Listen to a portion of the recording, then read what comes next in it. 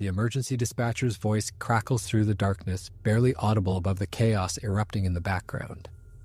911, what's your emergency? Static. Then a woman's voice, shrill with terror, breaks through. There's a bear in our house. It attacked my son. Oh God, there's so much blood. The line goes quiet for a heartbeat before exploding with sounds that will haunt the dispatcher for years to come. A child's anguished screaming, a man shouting something unintelligible, the crash of furniture being overturned, and underneath it all, a low, rumbling growl that seems to vibrate through the phone connection itself. The timestamp on the call reads 2:47 a.m. October 15th.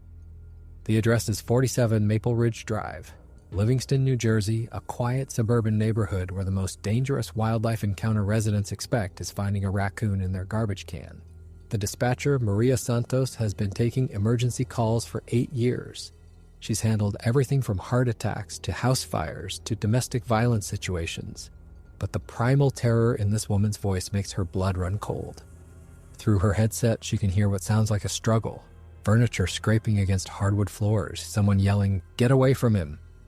And then a sound that makes her stomach turn. A wet, thudding noise followed by a young boy's scream that cuts off abruptly. "Ma'am, are you there? Ma'am!" Maria's fingers fly across her keyboard, dispatching police, paramedics, and animal control to the address while trying to maintain contact with the caller. The sounds from the house grow more chaotic, glass shattering, heavy footsteps, doors slamming, and then suddenly an eerie silence settles over the connection. Maria holds her breath, listening to nothing but static and the distant hum of her computer servers. When the woman's voice returns, it's barely a whisper. "It's gone. Oh God, Tommy." There's so much blood. The Livingston police arrive at 47 Maple Ridge Drive 7 minutes later to find the front door standing wide open, warm yellow light spilling out onto the perfectly manicured lawn where Halloween decorations still hang from the previous week. Officer Jennifer Walsh is the first to approach the house, her flashlight beam cutting through the pre-dawn darkness as she calls out, "Police, is everyone okay?" The response comes immediately, a man's voice, rough with exhaustion and something else, maybe shock. "We're here. My son needs help." As Officer Walsh steps through the doorway, her flashlight illuminates a scene that looks like something from a nightmare. The kitchen is destroyed. Cabinet doors hang from their hinges, their contents scattered across the tile floor. A dining chair lies on its side, one leg completely snapped off.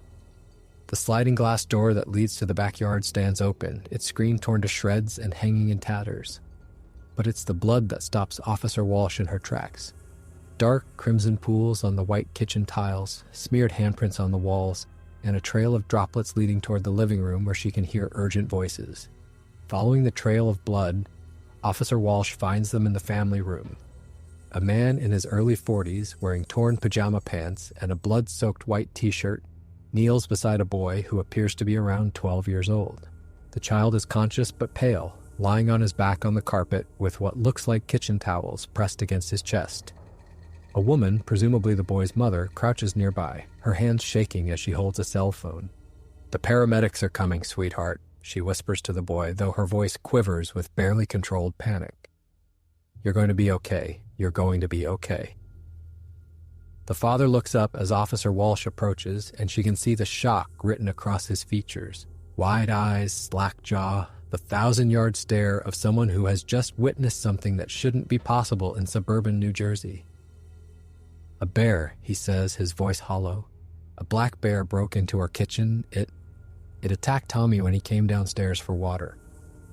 Officer Walsh's radio crackles to life as she surveys the scene, calling for additional units and confirming the paramedic response. The boy, Tommy, turns his head toward her, and she can see that despite his injuries, his eyes are alert and focused. "It was huge," he whispers, his voice barely audible but steady. "I thought it was a burglar at first, then I saw its eyes. They reflected the light from the refrigerator. The kitchen towels pressed against his chest are soaked through with blood, and Officer Walsh can see 4 parallel gashes in his pajama top where the bear's claws found their mark. The wounds appear to run from his left shoulder diagonally across his chest toward his right side, though she can't determine their depth from where she stands. What strikes her most, however, is the family's composure. Despite the chaos around them, despite the blood and destruction, they're functioning as a unit, the father maintaining pressure on the wounds, the mother providing comfort, and Tommy himself remaining conscious and responsive. This is a family that refused to surrender to panic even when their worst nightmare walked through their door. To understand how the Johnson family arrived at this terrifying moment in their quiet suburban home, we must go back to the events that led a 300-pound black bear to abandon its natural forest habitat and venture into one of New Jersey's most densely populated counties. The story begins not with this family, but with a complex web of environmental factors, human development patterns, and wildlife behavior that converged on that October night to create a collision between two worlds that were never meant to intersect. This is not just the story of one bear attack, but a window into the increasingly complex relationship between human communities and the wild animals that once called these lands home. It's a story about boundaries, both physical and invisible, and what happens when those boundaries collapse in the middle of the night in a place where children should be safe to walk downstairs for a glass of water. The attack occurred in Livingston, New Jersey, a township nestled in Essex County, approximately 25 miles west of Manhattan. This suburban community, home to roughly 30,000 residents, sits at the intersection of several major highways. It represents the quintessential American suburb. Tree-lined streets, well-maintained colonial and ranch-style homes, neighborhood schools within walking distance, and shopping centers anchored by familiar chain stores. But Livingston's location places it at a unique geographical crossroads that explains how a wild black bear could find itself wandering through residential neighborhoods in the pre-dawn hours of an October morning. The township occupies 27 square miles of rolling hills and suburban development that were carved from what was once continuous, deciduous forest stretching across northern New Jersey. Essex County itself sits within the larger geographical context of the New York metropolitan area, but its western portions, including Livingston, border the edge of New Jersey's remaining wilderness areas. Just 15 miles to the west lies the South Mountain Reservation, a 2,000-acre preserve that represents one of the largest remaining patches of relatively undisturbed forest in this part of the state. Beyond that, the landscape transitions into the more rugged terrain of Morris County and eventually into the true wilderness of northwestern New Jersey, where the Appalachian Mountains create a corridor of continuous forest habitat stretching from Pennsylvania through New York and into New England. This geographical positioning makes Livingston a frontier community of sorts, perched on the edge between the urban density of the New York metro area and the wild spaces that still harbor populations of black bears, white-tailed deer, coyotes, and other wildlife species that once roamed freely across this entire region. The specific neighborhood where the Johnson family lives, Maple Ridge Drive, exemplifies this geographical tension. Developed in the 1970s as part of Livingston's suburban expansion, the street features large lots averaging half an acre, with homes set back from the road behind mature oak, maple, and pine trees that provide privacy and a sense of natural beauty. The developers preserved many of the existing trees when they built the neighborhood, creating a suburban landscape that maintains much of its forest character. While this tree cover provides aesthetic appeal and property value benefits for residents, it also creates corridors and shelter that wildlife can use to move through the area undetected. Many of the backyards on Maple Ridge Drive back up to wooded lots or small preserved areas, creating what wildlife biologists call habitat islands, patches of semi-natural space surrounded by human development that can serve as stepping stones for animals moving between larger habitat areas. The elevation of Livingston Township ranges from approximately 200 feet above sea level in the eastern portions near the Passaic River Valley to over 400 feet in the western hills near the South Mountain Reservation. This elevation gradient creates a natural wildlife corridor as animals follow the higher ground that offers better cover and connects to the larger forest systems to the west. Maple Ridge Drive sits at approximately 350 feet elevation, placing it directly in this natural travel corridor. The street runs north-south along a ridgeline with several small streams and seasonal wetlands in the surrounding valleys that provide water sources attractive to wildlife. During dry periods, these water sources become particularly important for animals traveling through the area, potentially drawing them closer to residential neighborhoods where swimming pools, pet water dishes, and automatic sprinkler systems provide alternative water sources. The geological history of this region shaped the landscape in ways that continue to influence wildlife movement patterns today. During the last ice age, glacial activity carved the valleys and ridgelines that define Essex County's topography. As the glaciers retreated approximately 12,000 years ago, they left behind a landscape of rolling hills, rocky outcroppings, and seasonal wetlands that became ideal habitat for the diverse wildlife communities that evolved here over millennia. The indigenous Lenape people who inhabited this region for thousands of years before European colonization understood and lived within this landscape as part of the natural ecosystem, hunting black bears as both a food source and for materials like fur and fat that were essential for survival. Early European settlers encountered a landscape teeming with wildlife, including large populations of black bears, wolves, mountain lions, and countless other species that are now either extinct in New Jersey or severely reduced in numbers. The transformation of this landscape from continuous forest to suburban development occurred gradually over 3 centuries, but accelerated dramatically after World War II as returning veterans and their families sought to build new lives in communities like Livingston. Between 1950 and 1980, Livingston's population grew from less than 5,000 to over 30,000 residents, requiring the conversion of thousands of acres of forest and farmland into residential and commercial development. However, unlike many suburban communities that completely cleared the land before building, Livingston's developers often worked around existing trees and topographical features, creating a suburban landscape that retains much of its original forest character. This approach, while aesthetically pleasing, also maintained many of the habitat corridors and food sources that wildlife species depend on, setting the stage for ongoing conflicts between human residents and wild animals. The climate of northern New Jersey plays a crucial role in black bear behavior and the timing of human-wildlife conflicts.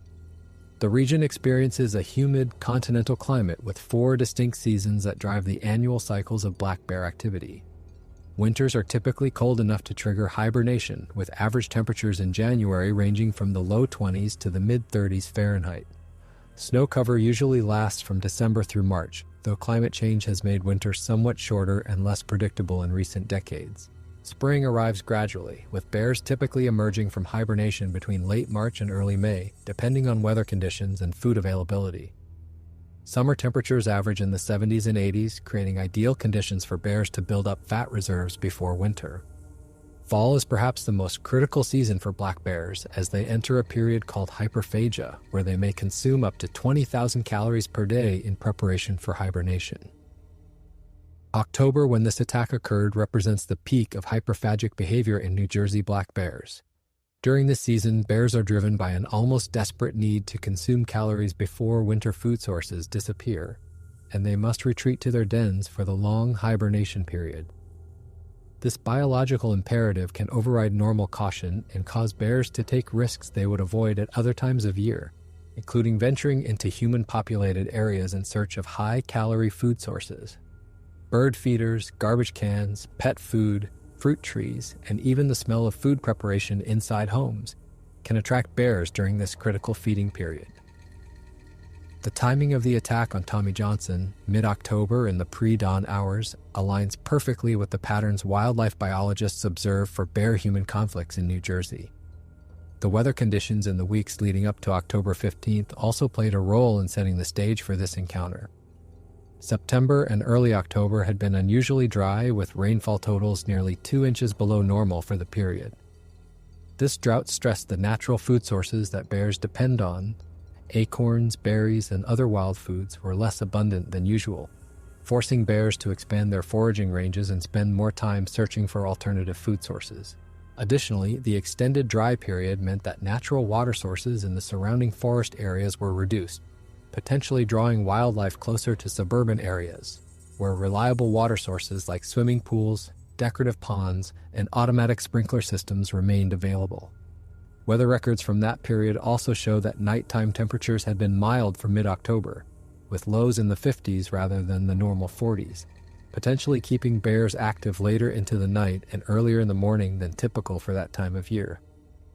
The forest ecosystem surrounding Livingston provides critical context for understanding how a black bear could find itself wandering through suburban neighborhoods. The canopy layer of these mature northeastern forests is dominated by species that provide important food sources for black bears. Oak trees that produce protein-rich acorns, American beech trees with their nutritious nuts, and maple species that support the insects and small animals that bears depend on for protein. The oak-hickory forest type that characterizes much of northern New Jersey produces variable acorn crops from year to year, with some years yielding abundant mass crops that can support large bear populations, while other years produce very limited natural food sources. Wildlife biologists noted that 2023 was a poor mast year in northern New Jersey, with many oak and beech trees producing significantly fewer nuts than normal, creating food scarcity conditions that forced bears to expand their foraging ranges and seek alternative food sources. The understory layer of these forests includes mountain laurel, rhododendron, and various berry-producing shrubs that provide important seasonal food sources for bears. Wild blueberries, blackberries, elderberries, and dogwood berries typically ripen throughout the summer and early fall, but the dry conditions that preceded the October attack had reduced berry production significantly below normal levels. Additionally, the understory provides cover for the small mammals, insects, and salamanders that bears depend on for protein, particularly in spring and early summer when plant foods are less available. The reduction in these food sources due to drought conditions meant that bears were spending more time foraging and traveling greater distances in search of adequate nutrition, increasing the likelihood of encounters with human communities. Ground-level vegetation in these forests includes ferns, wild grasses, and seasonal wildflowers that support the insect communities that bears depend on. More importantly, for understanding this particular incident, the ground layer also includes the early spring plants like skunk cabbage and wild leeks that represent some of the first fresh food sources available to bears emerging from hibernation. However, by October, these plants have long since died back, leaving bears dependent on tree nuts, late-season berries, and increasingly human-provided food sources. The presence of invasive plant species like autumn olive and multiflora rose, while ecologically problematic, actually provides some food sources for bears in the form of small fruits, but these are generally lower in nutrition than native food sources, and cannot support the intensive feeding that bears require during hyperphagia. The wildlife community in northern New Jersey forests provides both prey opportunities and competition for black bears. White-tailed deer represent the largest prey species that bears occasionally hunt. Dachshund, though this is more common with young fawns in late spring and early summer. The deer population in Essex County has grown significantly over the past several decades, as natural predators have been eliminated, and suburban development has created ideal edge habitat for deer. While this might seem beneficial for bears, deer primarily compete with bears for some of the same food sources, particularly acorns and other tree nuts, potentially reducing the available nutrition for bears during critical feeding periods. Wild turkeys, another species whose population has recovered significantly in New Jersey, also compete for acorns and other ground-level food sources, though they provide occasional prey opportunities for bears. Small mammal populations, including gray squirrels, chipmunks, mice, and voles, provide important protein sources for black bears, particularly during spring and early summer. These species are generally abundant in the suburban forest interface where the Johnson family lives, as they thrive on the combination of natural forest foods and human-provided resources like bird feeders and garden plants. However, small mammals also begin to reduce their activity levels as fall progresses, and they prepare for winter, potentially reducing this protein source for bears during the critical hyperphagic period. Bird populations, while not a major food source for black bears, do provide occasional opportunities, particularly at bird feeders that also attract bears with their high-energy seed content. The specific black bear population in Essex County and the surrounding region represents the southern edge of New Jersey's black bear range, which has been expanding steadily southward over the past 3 decades as bear populations have recovered from near extinction in the state. New Jersey's black bear population was reduced to an estimated 20 to 50 individuals by the 1970s, confined primarily to the northwestern counties bordering Pennsylvania and New York. However, protection under state wildlife laws and the cessation of hunting pressure allowed the population to recover dramatically. By 2020, biologists estimated the statewide black bear population at between 3,000 and 3,500 individuals, with bears now regularly documented in counties where they had been absent for decades. The bears found in Essex County today are primarily young males dispersing from the core population areas in northwestern New Jersey, as they seek to establish their own territories. Adult male black bears typically require home ranges of 20 to 60 square miles, depending on habitat quality and food availability. Young males, usually 2 to 3 years old, are driven from their mother's territories and must find unoccupied areas to establish themselves. This dispersal process often brings them through suburban areas like Livingston, as they follow river corridors, ridgelines, and forest fragments that provide cover and food sources. The bear involved in the Johnson family attack was likely one of these dispersing young males traveling through the area in search of food and suitable habitat. Black bears in New Jersey typically weigh between 150 and 400 pounds, with males significantly larger than females. Adult males can reach weights of 500 pounds or more in areas with abundant food sources, though bears in more developed areas like Essex County tend to be somewhat smaller due to the challenges of finding adequate nutrition. The bears that venture into suburban areas are often those that have learned to associate human development with easy food sources. Garbage cans, bird feeders, pet food, barbecue grills, and fruit trees provide high-calorie nutrition with relatively little effort compared to foraging for wild foods. This learned behavior can be passed from mother bears to their cubs, creating family lineages that are particularly prone to human-wildlife conflicts.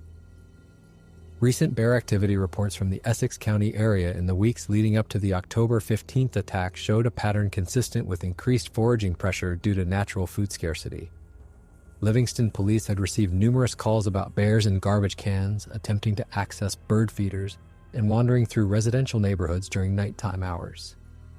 Animal control officers had documented at least 6 different bear sightings in the township during the first 2 weeks of October, suggesting that multiple individuals were using the area as a travel corridor or foraging ground.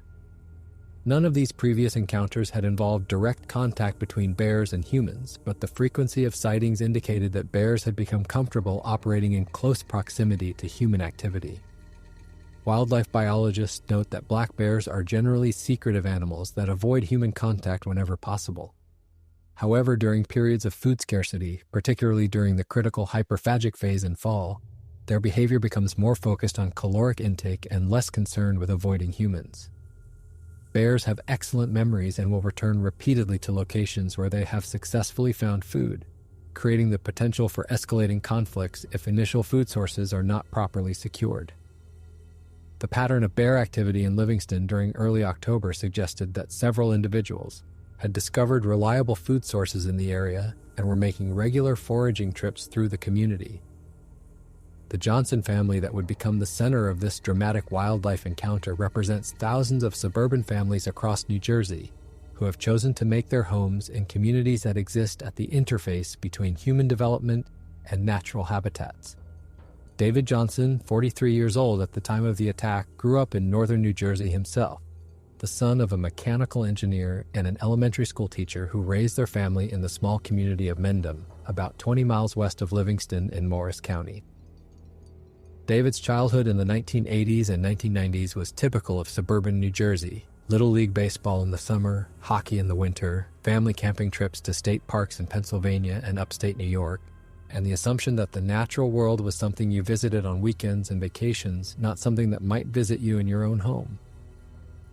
David met his future wife, Susan, while they were both studying at Rutgers University in the mid-1990s. He was pursuing a degree in business administration with plans to follow his father into the engineering consulting field, while Susan was working toward a degree in elementary education with a dream of teaching young children. Their relationship developed over shared interests in outdoor activities, hiking in the New Jersey Pine Barrens, kayaking on the Delaware River, and weekend trips to the Adirondack Mountains of upstate New York, where Susan's family maintained a small cabin that had been in her family for 3 generations. Both David and Susan came from families that valued the outdoors and taught them to respect nature while enjoying recreational activities in natural settings. After graduating from Rutgers, David began his career with a mechanical engineering firm based in Morristown, specializing in HVAC systems for commercial buildings. His work required occasional travel to construction sites across New Jersey and eastern Pennsylvania, giving him a broad familiarity with the region's geography and development patterns. Susan found a teaching position in the West Orange School District, working with third-grade students and quickly earning a reputation as an innovative educator who incorporated outdoor learning experiences into her curriculum whenever possible. The couple married in 1999, purchasing their first home in Livingston 3 years later when Susan became pregnant with their first child. The house on Maple Ridge Drive appealed to David and Susan for many of the same reasons it attracted other young families to the neighborhood: excellent schools, a sense of community safety, mature trees that provided privacy and natural beauty, and easy access to both New York City for career opportunities and the recreational areas of western New Jersey for weekend adventures. The colonial-style home, built in 1976, sat on a half-acre lot,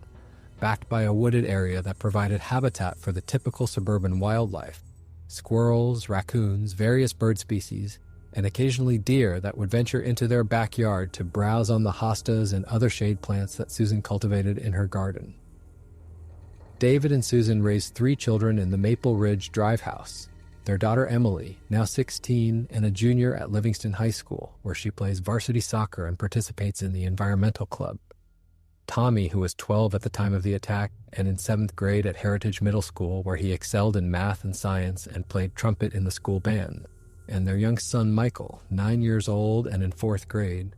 known throughout the neighborhood for his infectious enthusiasm and his collection of baseball cards that filled several binders in his bedroom. The Johnson children grew up with the same assumptions about their suburban environment that their parents had held: that home was safe, that wildlife was something you observed from a distance during family hiking trips, and that the biggest dangers they might encounter in their neighborhood were busy intersections and the occasional aggressive dog. As parents, David and Susan worked to balance their children's academic and extracurricular activities with outdoor experiences that they felt would help them appreciate and understand the natural world. The family took annual camping trips to Assateague Island to observe wild horses, hiking excursions in the Delaware Water Gap National Recreation Area, and visits to Susan's family cabin in the Adirondacks, where the children learned to fish, identify bird species, and navigate with map and compass. These experiences gave all 3 Johnson children a comfort level with outdoor activities that was perhaps above average for suburban kids, but their exposure to true wilderness and wildlife was always carefully supervised and occurred in settings where dangerous encounters were highly unlikely. David's outdoor experience included several years of deer hunting with his father and uncle during his teenage years, though he had given up hunting after college as his interests shifted toward hiking, fishing, and photography. This background gave him some familiarity with wildlife behavior and tracking, though his knowledge was primarily focused on deer rather than predator species like black bears. Susan's outdoor background was more focused on hiking and camping, with an emphasis on leaving no trace principles and wildlife observation rather than hunting or more adventurous activities. Neither David nor Susan had ever encountered a black bear in the wild, though they were aware that bears lived in the northwestern parts of New Jersey and occasionally appeared in suburban areas. The family's preparation for outdoor activities reflected their conscientious approach to safety and education. Their camping equipment included bear-proof food containers for trips to areas where bears were known to be present, though they had never actually needed to use this gear since their family trips typically occurred in developed campgrounds or state parks with minimal bear activity. David had purchased bear spray several years earlier for a planned hiking trip in the western United States that was ultimately canceled due to work commitments, and the canister remained in their camping gear, expired and forgotten. Susan incorporated wildlife safety education into her teaching, and the Johnson children could recite the basic principles of bear safety: make yourself appear large, back away slowly, never run, and never get between a mother bear and her cubs, though they had learned these lessons as abstract concepts rather than practical skills they might need to use. The Johnson family's daily routines reflected the comfortable predictability of suburban life that made the events of October 15th so shocking and disorienting. David typically left for work around 7:30 a.m., stopping at the local Starbucks for his morning coffee before making the 25-minute drive to his office in Morristown. His work schedule was generally predictable, with most days ending between 5:30 and 6 p.m., though he occasionally worked late when project deadlines required extra attention. Susan's teaching schedule allowed her to be home when the children returned from school, though she often stayed late for faculty meetings or to help students who needed extra support. The family ate dinner together most evenings, a practice they had maintained even as the children became more involved in extracurricular activities that sometimes conflicted with traditional family time. Tommy's routine on school days began with his alarm clock at 6:30 a.m., followed by a quick shower and breakfast before walking the 6 blocks to Heritage Middle School with his best friend Jake Morrison, who lived 3 houses down on Maple Ridge Drive. Tommy was a conscientious student who took pride in completing his homework assignments thoroughly and participating actively in class discussions, particularly in his favorite subjects of earth science and pre-algebra. His teachers described him as curious and thoughtful, the type of student who asked questions that demonstrated he was thinking beyond the basic requirements of assignments. Outside of school, Tommy's primary interests were music and baseball. He had been playing trumpet for 3 years and was proud of earning first chair in the 7th grade band, while his baseball skills had earned him a spot on a competitive travel team that played games across northern New Jersey during the summer months. The relationship dynamics within the Johnson family reflected the typical tensions and affections of a busy, suburban household with teenage children. Emily, as the oldest child, had assumed many of the responsibilities that came with that role, helping her younger brothers with homework, serving as an occasional babysitter when her parents had evening commitments, and setting an example through her academic achievements and athletic success. However, the 4-year age difference between Emily and Tommy had created some natural distance between them as Emily became more interested in her peers and teenage activities, while Tommy remained more focused on family activities and childhood interests like collecting baseball cards and building model airplanes. Tommy and Michael, despite their 3-year age difference, maintained a close relationship built around shared interests in sports, board games, and what Susan affectionately called boy adventures in their backyard and the surrounding neighborhood. The 2 brothers had constructed an elaborate fort in the wooded area behind their house, complete with rope ladders, lookout platforms, and a small cache of supplies that they imagined would be necessary for surviving in the wilderness. Their outdoor play often involved elaborate games of imagination where they were explorers, soldiers, or naturalists discovering new species in the forests behind their home. These games had given both boys a comfort level with spending time in wooded areas, though always within sight and sound of their house, and always during daylight hours. David and Susan's relationship had matured over their 24 years together into the comfortable partnership that sustains many long-term marriages. Shared responsibilities for household management and child-rearing, mutual support for each other's career goals, and an ongoing commitment to maintaining their family's connection to outdoor activities and environmental awareness. They disagreed occasionally about parenting decisions, particularly around issues like screen time limits and the appropriate level of independence to allow their children. But they presented a united front on major decisions and values. Both parents took pride in raising children who were academically successful, socially responsible, and environmentally conscious. The Johnson family's preparation for what would become the most terrifying night of their lives was utterly ordinary in its suburban predictability. October 15th was a Tuesday, which meant homework completion for all 3 children, Susan's weekly faculty meeting that kept her at school until 5:30 p.m., and David's plan to work in the garage organizing tools before winter weather made outdoor projects less appealing. Emily had soccer practice until 5 p.m., followed by dinner with a friend's family and a study session that was expected to keep her out until around 9 p.m. Tommy's trumpet lesson had been canceled because his instructor was sick,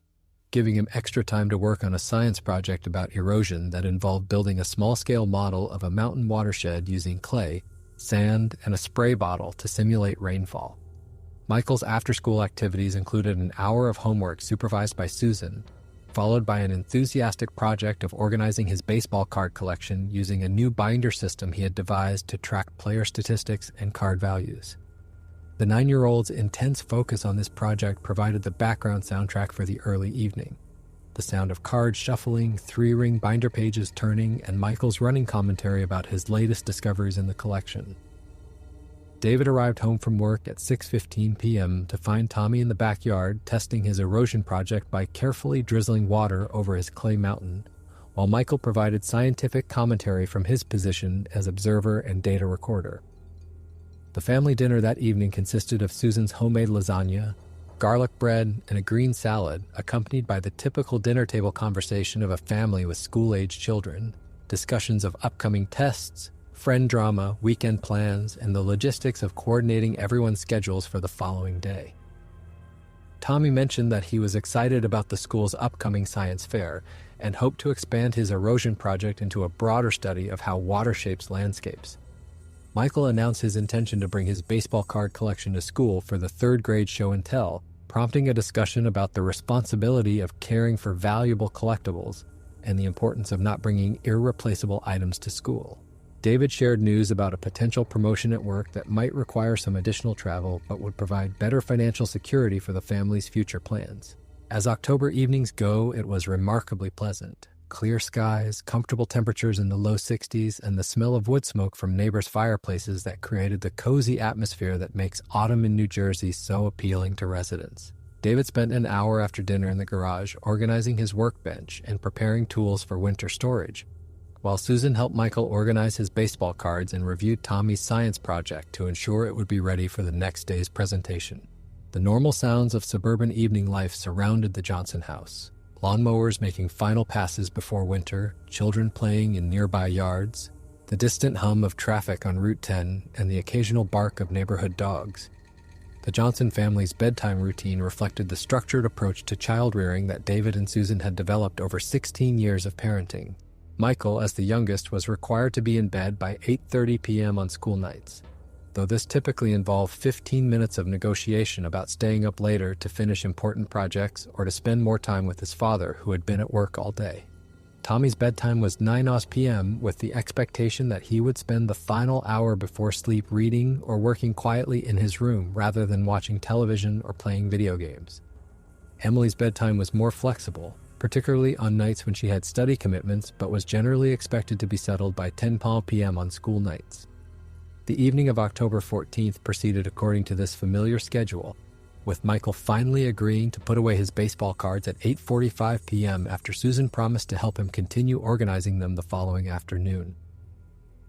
Tommy completed his homework review and spent the remaining time before bed reading the newest book in a science fiction series that he had been following throughout 7th grade. David and Susan used the quiet time after the boys were settled to review their calendars for the coming week, discussing Emily's college preparation activities, upcoming parent-teacher conferences, and plans for the Halloween activities that were scheduled for the following weekend.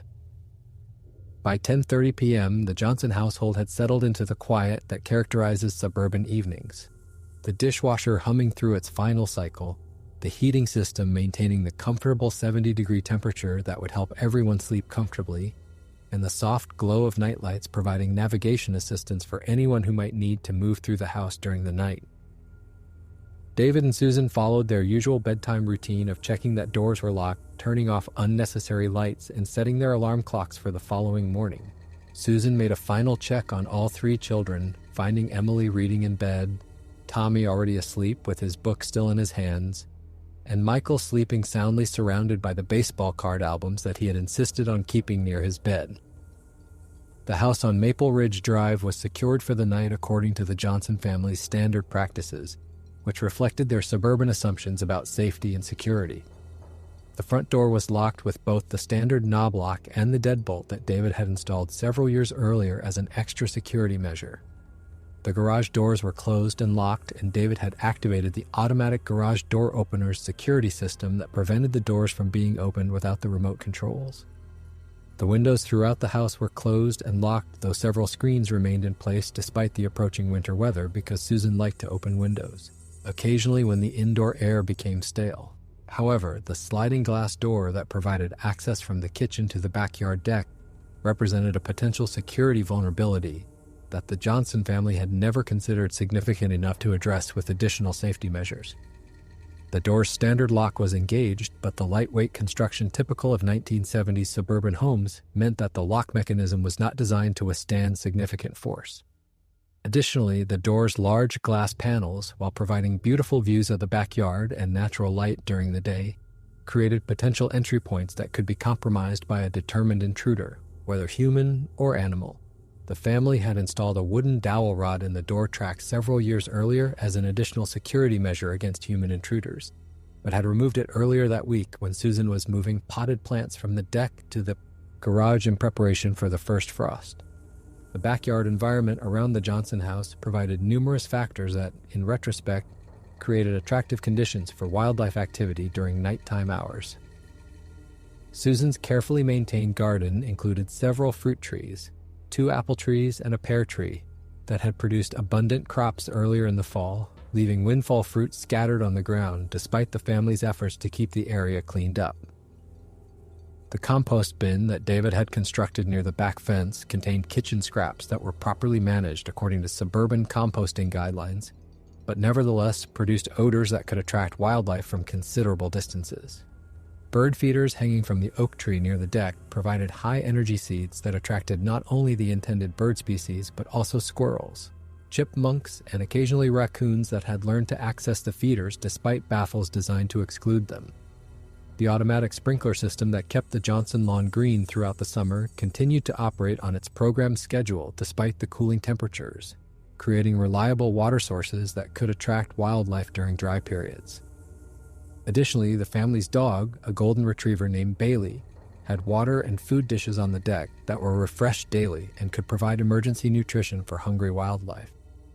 The wooded area immediately behind the Johnson property included several large oak trees that had produced a moderate crop of acorns earlier in the fall, though the dry conditions had reduced this natural food source below normal levels, potentially forcing wildlife to seek alternative nutrition sources in residential areas. The warning signs that might have alerted the Johnson family to increased wildlife activity in their immediate area had been present for several days before the attack, though none were dramatic enough to cause serious concern or changes in the family's routines. David had noticed that the bird feeders were being emptied much more quickly than usual, requiring refilling every other day rather than the typical weekly schedule. He had attributed this increased consumption to seasonal bird migration patterns and the cooler weather that increased caloric requirements for maintaining body temperature. Additionally, he had found the garbage cans knocked over twice during the first week of October, though he had assumed this was the work of raccoons or possibly neighborhood dogs rather than larger wildlife. Susan had mentioned to David that she thought she heard unusual animal sounds during the night several times in early October, rustling, noises in the backyard, occasional thumping sounds that seemed to come from the deck area, and what sounded like heavy breathing near the sliding glass door. However, these incidents occurred during the light sleep phases that Susan often experienced during stressful periods at school, and she had convinced herself that the sounds were probably dreams, or the settling noises of the house cooling down during autumn nights. Tommy had also reported seeing what he thought were large animal tracks in the soft soil around Susan's garden,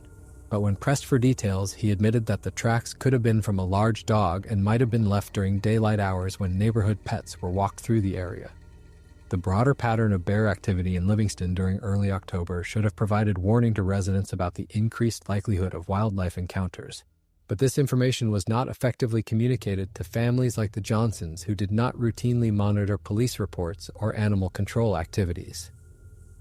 The 6 bear sightings documented by authorities during the first 2 weeks of October occurred in different neighborhoods throughout the township, preventing residents in any single area from recognizing the scope of bear activity in their community. Additionally, none of these earlier encounters involved aggressive behavior or property damage significant enough to generate media coverage that might have alerted suburban families to take additional precautions. Local wildlife officials later acknowledged that the communication systems for alerting suburban communities about increased wildlife activity were inadequate for situations involving species like black bears that could pose serious risks to human safety. Unlike severe weather warnings or other emergency situations that could be effectively communicated through television, radio, and emergency alert systems, wildlife activity warnings required more targeted communication to specific neighborhoods and more detailed information about appropriate safety precautions. The assumption that suburban residents would seek out this information proactively proved incorrect in the case of families like the Johnsons, who viewed their neighborhood as essentially safe from wildlife threats.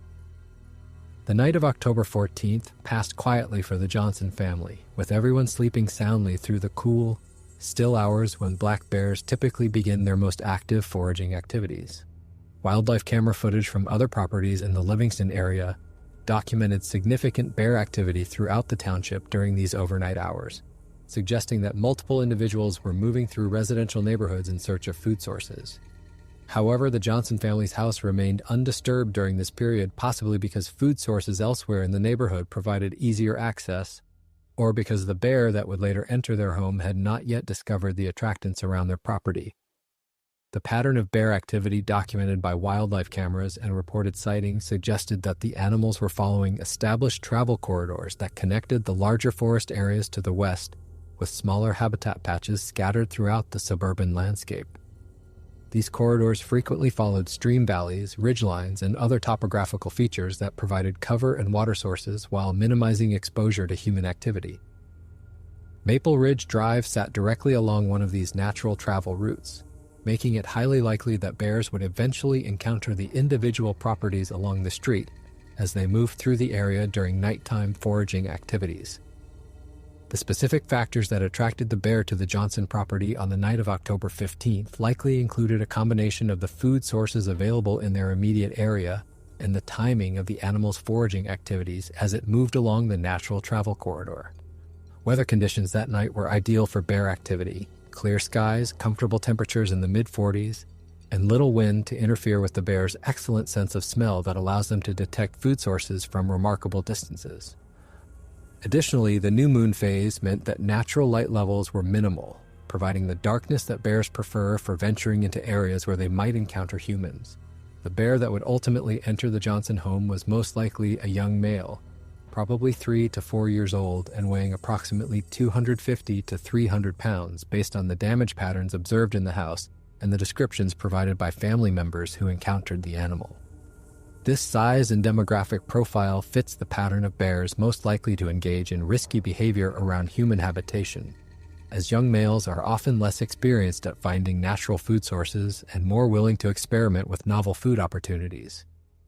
Adult females with cubs typically avoid human areas more carefully due to their heightened protective instincts, while older, more experienced males usually have established foraging territories that provide adequate nutrition without requiring ventures into suburban areas. The bear's approach to the Johnson property likely began several hours before the actual break-in, as bears typically spend considerable time investigating potential food sources before committing to actions that expose them to human contact. Wildlife tracking experts who investigated the scene the following day found evidence that the bear had circulated around the Johnson property for an extended period, investigating the bird feeders, the compost bin, the fruit trees, and Bailey's food and water dishes. The animal had also apparently spent time on the deck area, leaving claw marks on the wooden railings and disturbing several potted plants that Susan had not yet moved to winter storage. The most significant attractant that ultimately drew the bear to attempt entry into the house appears to have been the lingering odors from the lasagna dinner that the family had enjoyed several hours earlier. Black bears possess olfactory capabilities that are approximately 7 times more sensitive than those of bloodhounds, allowing them to detect food odors from distances of several miles under ideal conditions. The combination of tomato sauce, cheese, garlic, and herbs from Susan's homemade lasagna would have created an olfactory signature that the bear could easily detect and follow to its source. Additionally, the kitchen garbage can contain food scraps and packaging that would have intensified these attractive odors, creating a powerful draw for an animal driven by the hyperphagic need to consume as many calories as possible before winter. The failure of the sliding glass door to provide adequate security against a determined black bear reflected the fundamental assumption underlying suburban home construction that the primary security threats would come from human intruders rather than wildlife. The door's lock mechanism and lightweight frame were designed to deter opportunistic human burglars, not animals possessing the strength and persistence of a hungry black bear. Wildlife experts estimate that adult black bears can exert forces of over 800 pounds per square inch with their claws, and can easily generate sufficient leverage to overcome standard residential door and window locks when motivated by strong food odors.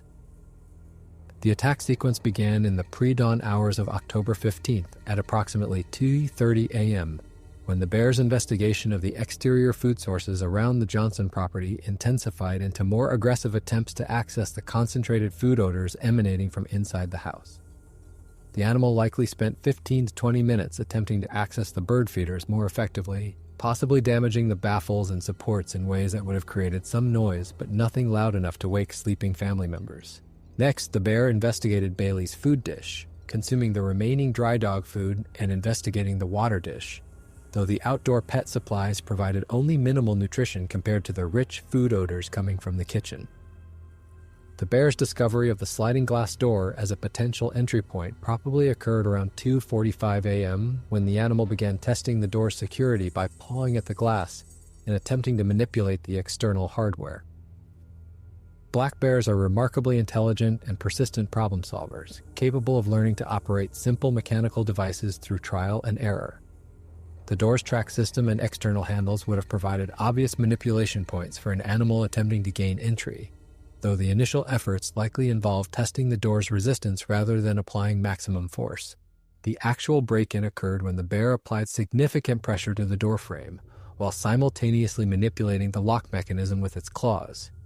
The combination of lateral pressure against the frame and precise manipulation of the lock components overcame the door's security features, allowing it to slide open approximately 18 inches, sufficient space for a moderately sized black bear to squeeze through into the kitchen area.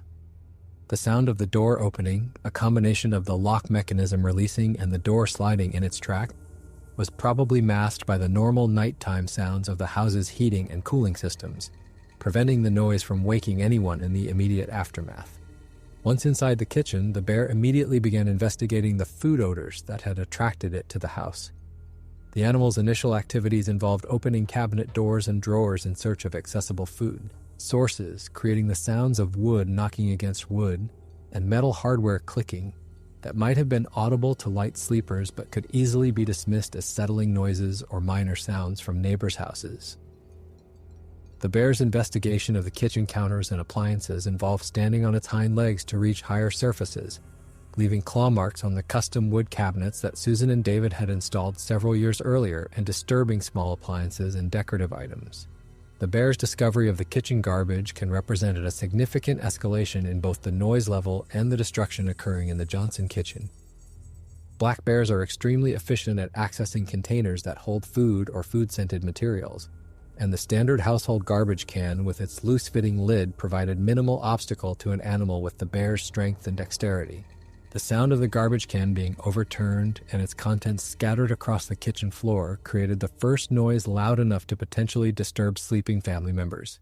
though it occurred at approximately 2:55 a.m. when most people would be in their deepest sleep phases.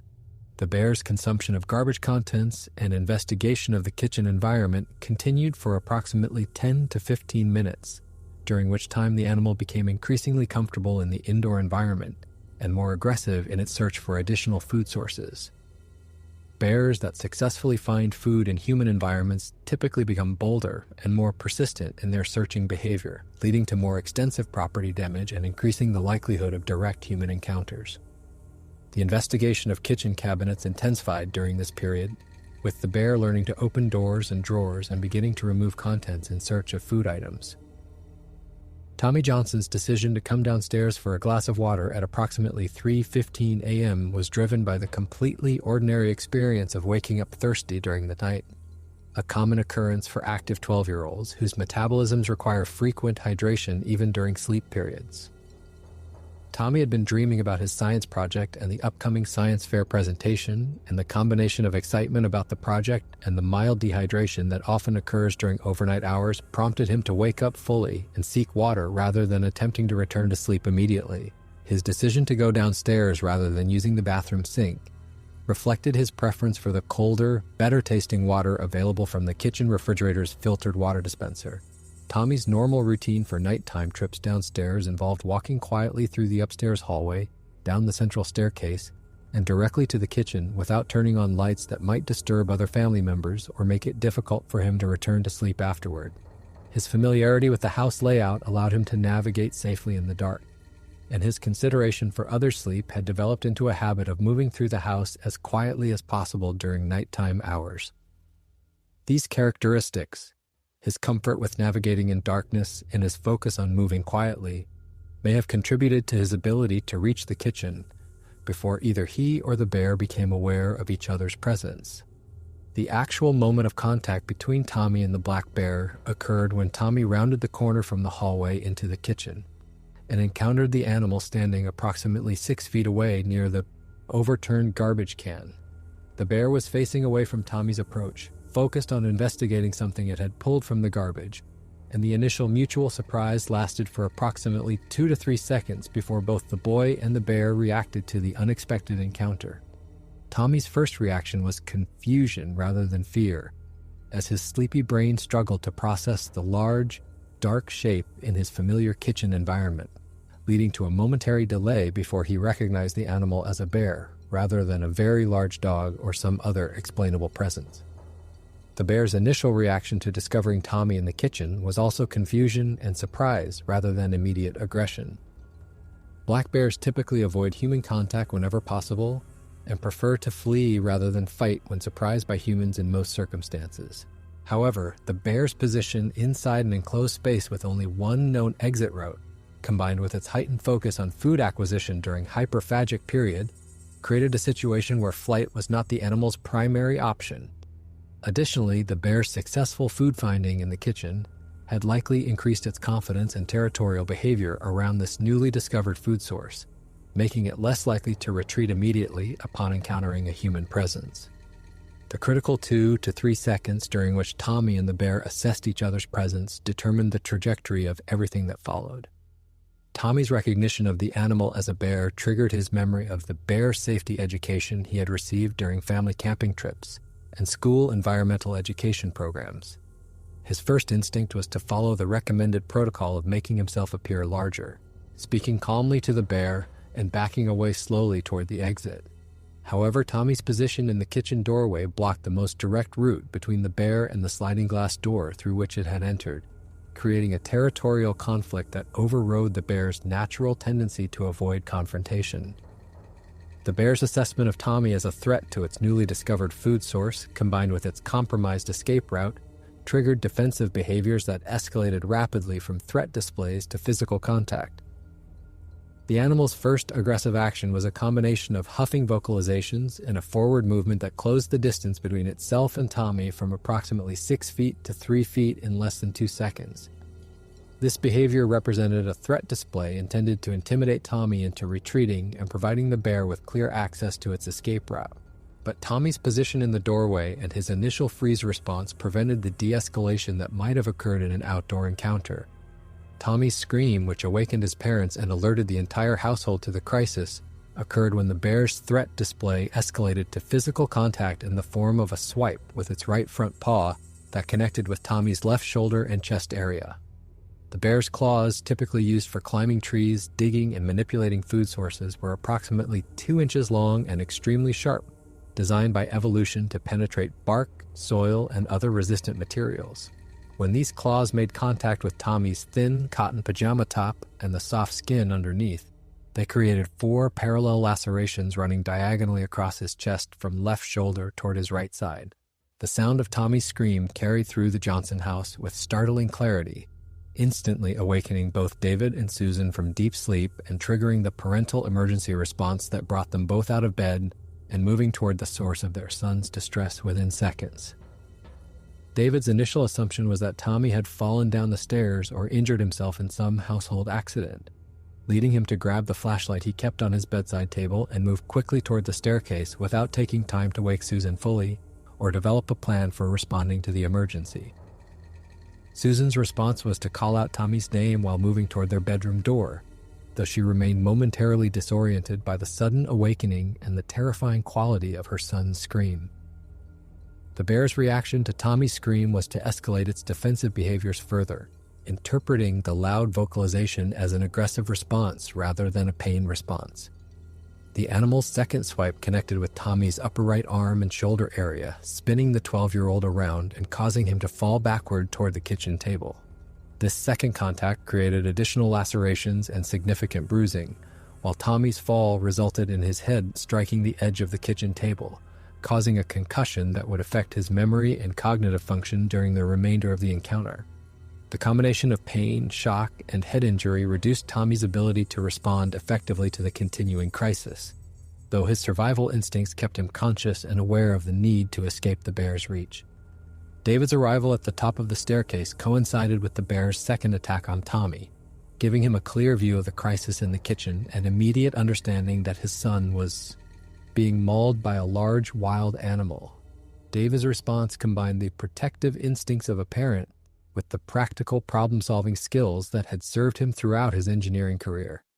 His first action was to shout as loudly as possible in an attempt to scare the bear away from Tommy,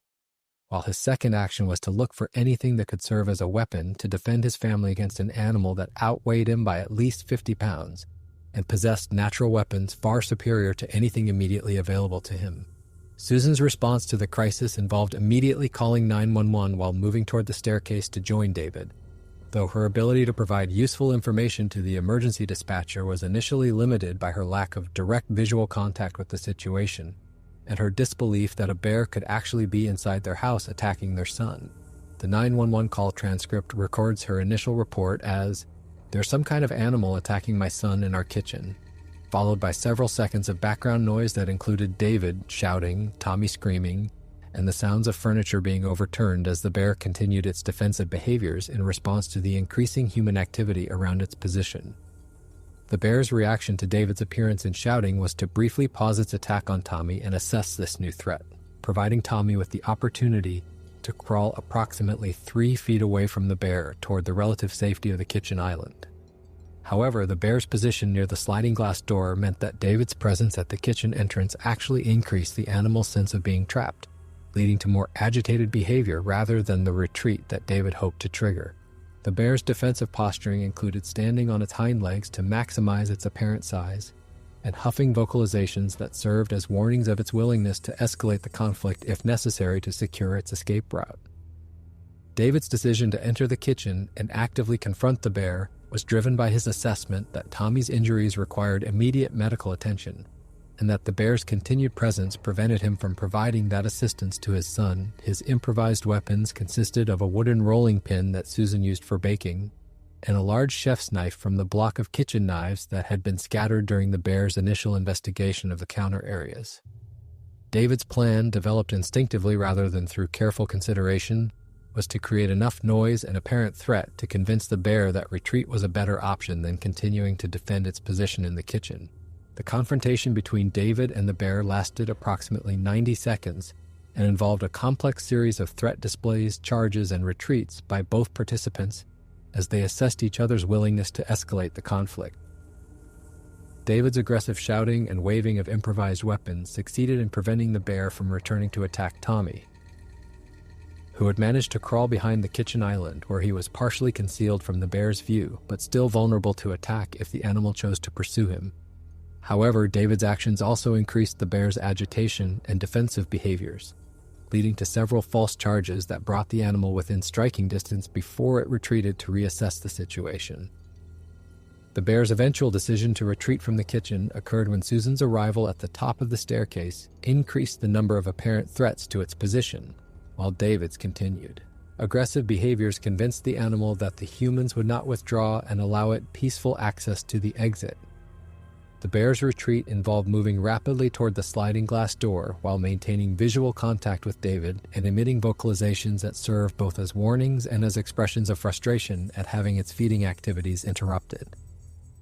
The animal's exit through the sliding door was accomplished with remarkable speed and agility, squeezing through the opening it had created earlier and disappearing into the backyard within approximately 5 seconds. The immediate aftermath of the bear's departure was characterized by a combination of relief, shock, and urgent concern for Tommy's medical condition. David's first action was to reach Tommy behind the kitchen island and assess the extent of his injuries, finding significant bleeding from the claw wounds on his chest and upper arm, but noting that Tommy remained conscious and responsive to questions and instructions. Susan's continued conversation with the 911 dispatcher provided essential information about the family's address, the nature of Tommy's injuries, and the need for both medical and law enforcement response to secure the scene and ensure that the bear had actually left the property. The medical assessment of Tommy's injuries in the immediate aftermath of the attack revealed 4 primary lacerations across his chest and shoulder area, with the deepest wound measuring approximately 4 inches in length and requiring immediate pressure to control bleeding. Additional injuries included bruising and minor lacerations on his upper right arm, a concussion resulting from his impact with the kitchen table, and multiple smaller cuts and abrasions resulting from his crawl across the debris-covered kitchen floor. David's application of kitchen towels to control bleeding was effective in preventing life-threatening blood loss, though the extent of tissue damage and the possibility of infection from bear claws created serious concerns that required professional medical evaluation. Tommy's psychological condition in the immediate aftermath of the attack reflected the combination of shock, adrenaline, and concussion that typically follows traumatic encounters with dangerous wildlife. Despite his injuries and the terrifying nature of his experience, Tommy remained remarkably calm and coherent, providing clear descriptions of the encounter to both his parents and the emergency responders who arrived at the scene. His ability to recall details about the bear's appearance and behavior proved valuable for wildlife officials attempting to track and identify the animal. Though some aspects of his memory were affected by the head injury and the natural psychological mechanisms that help trauma victims cope with overwhelming experiences, the arrival of emergency responders at 47 Maple Ridge Drive at 3:32 a.m. brought professional medical care, law enforcement security, and animal control expertise to a situation that had overwhelmed a suburban family's ability to cope with a genuine wildlife emergency. The Livingston police arrived first, securing the perimeter around the house and confirming that the bear was no longer on the property before allowing paramedics to approach and begin medical treatment.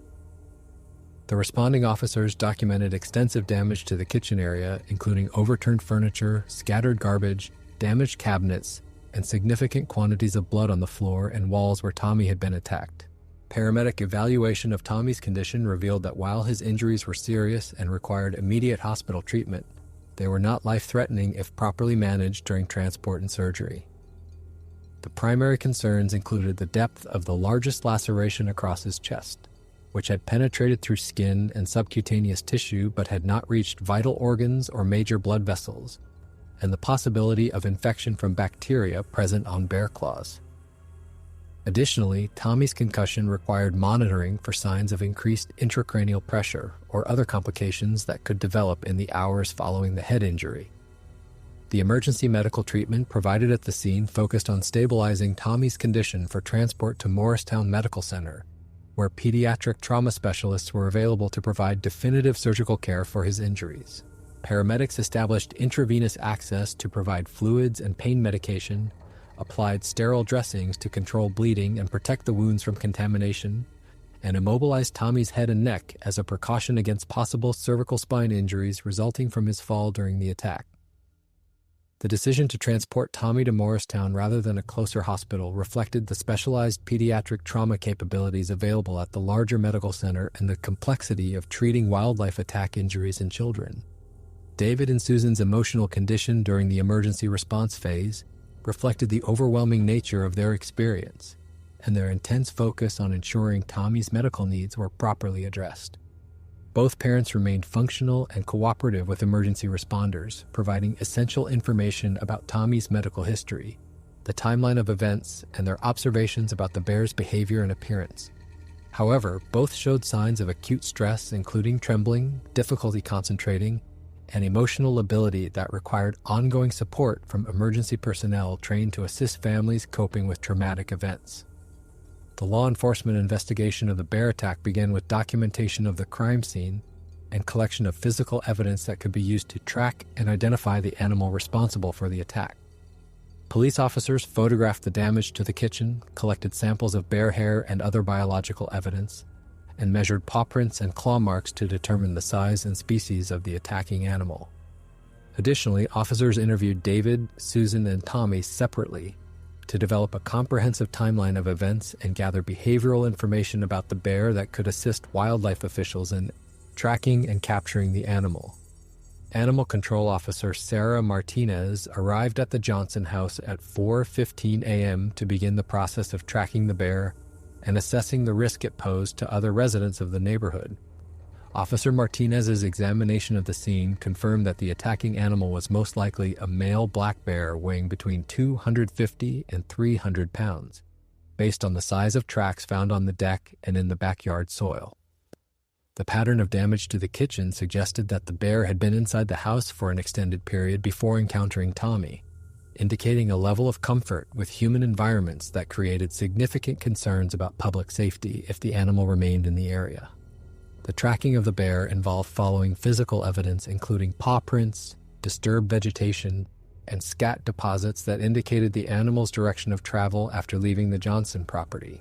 Officer Martinez determined that the bear had moved northwest from the house toward the wooded areas that connect to the South Mountain Reservation, following a route that took it through several other residential properties where it could potentially encounter additional human activity.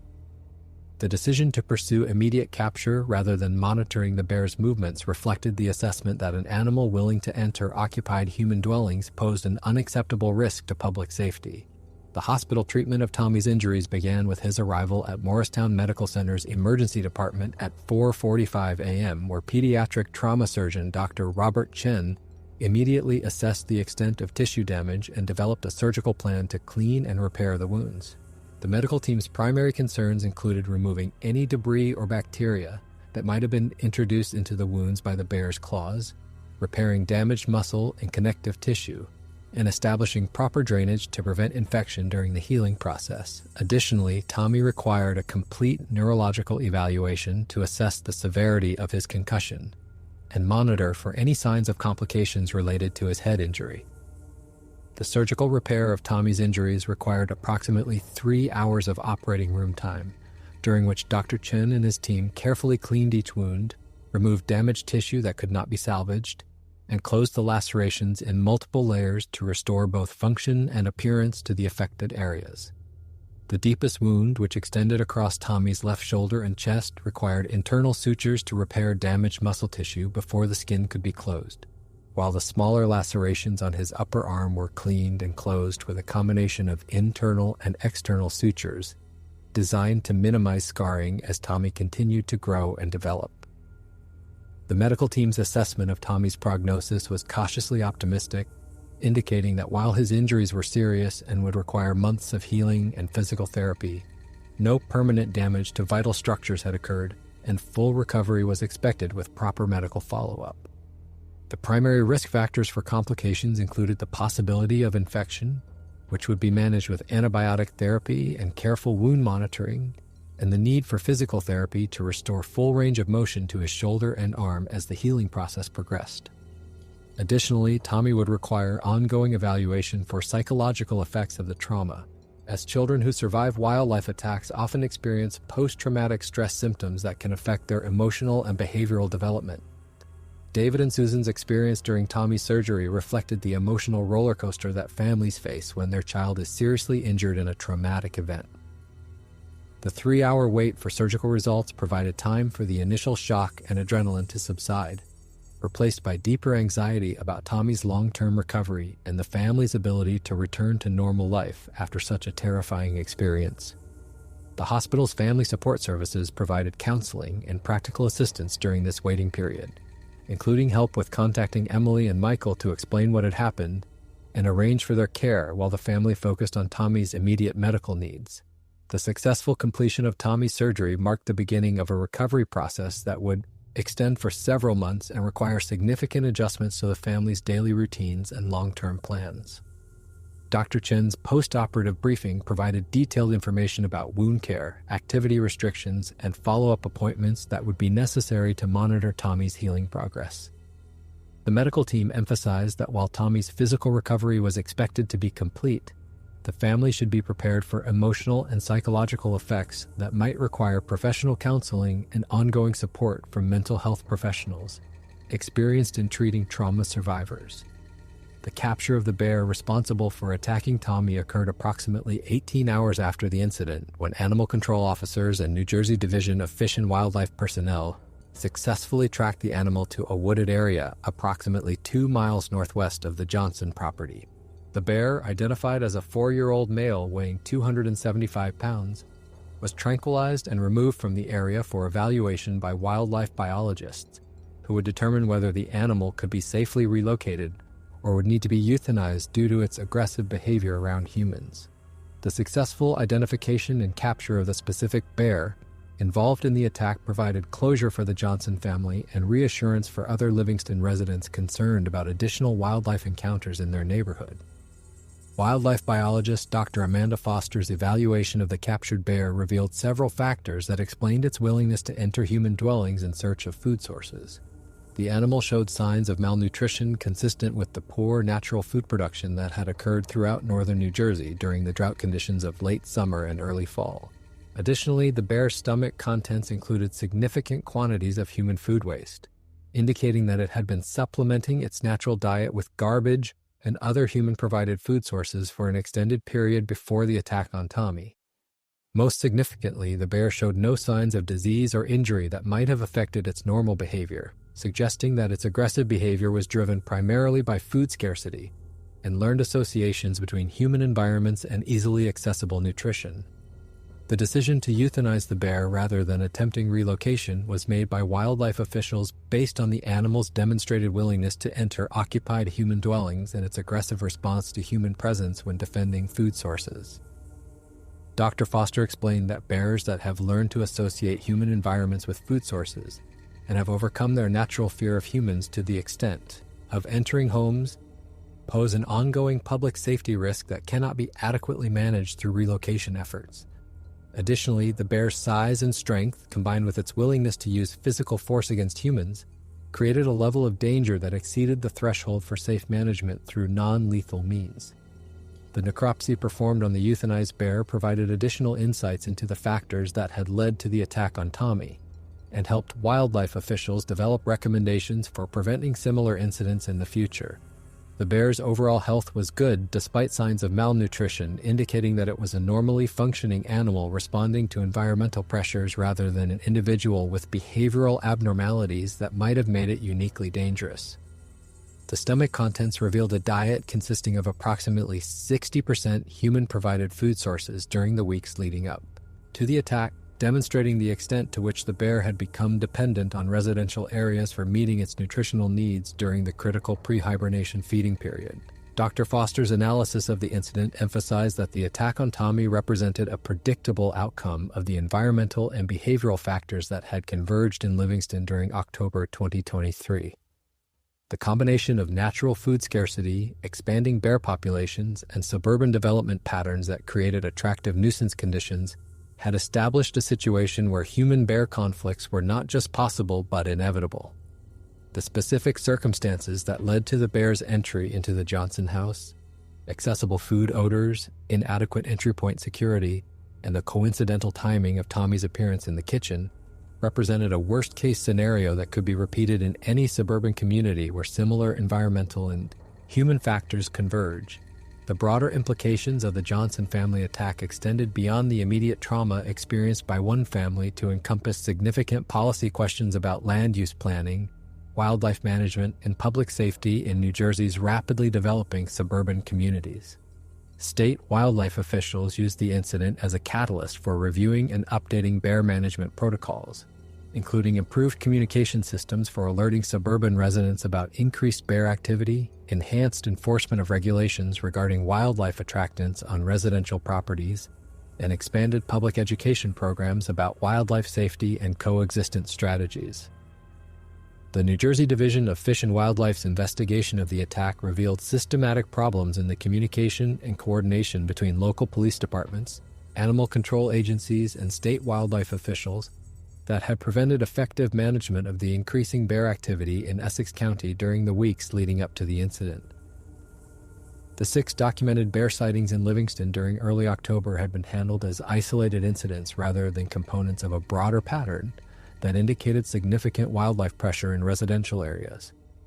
The lack of centralized tracking and analysis of these reports meant that neither wildlife officials nor local residents recognized the escalating risk of serious human-bear conflicts in the area.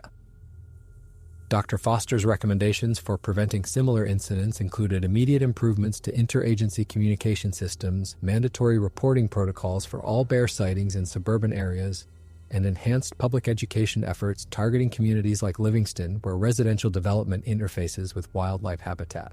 Additionally, she recommended policy changes regarding construction standards for homes in areas where wildlife encounters are possible, including requirements for bear-resistant entry points and mandatory installation of wildlife deterrent systems for properties that contain significant wildlife attractants. The Johnson family's recovery process extended far beyond Tommy's physical healing to encompass profound changes in their relationship with their home, their neighborhood, and the natural environment that had previously been a source of recreation and enjoyment rather than a source of danger. David and Susan's immediate response to the attack included installation of comprehensive security systems designed to prevent wildlife entry, removal of all potential wildlife attractants from their property, and ongoing consultation with wildlife experts about additional safety measures that could reduce the risk of future encounters. Tommy's psychological recovery from the attack proved more complex and lengthy than his physical healing, reflecting the profound impact that traumatic wildlife encounters can have on children's emotional development and their understanding of safety in familiar environments.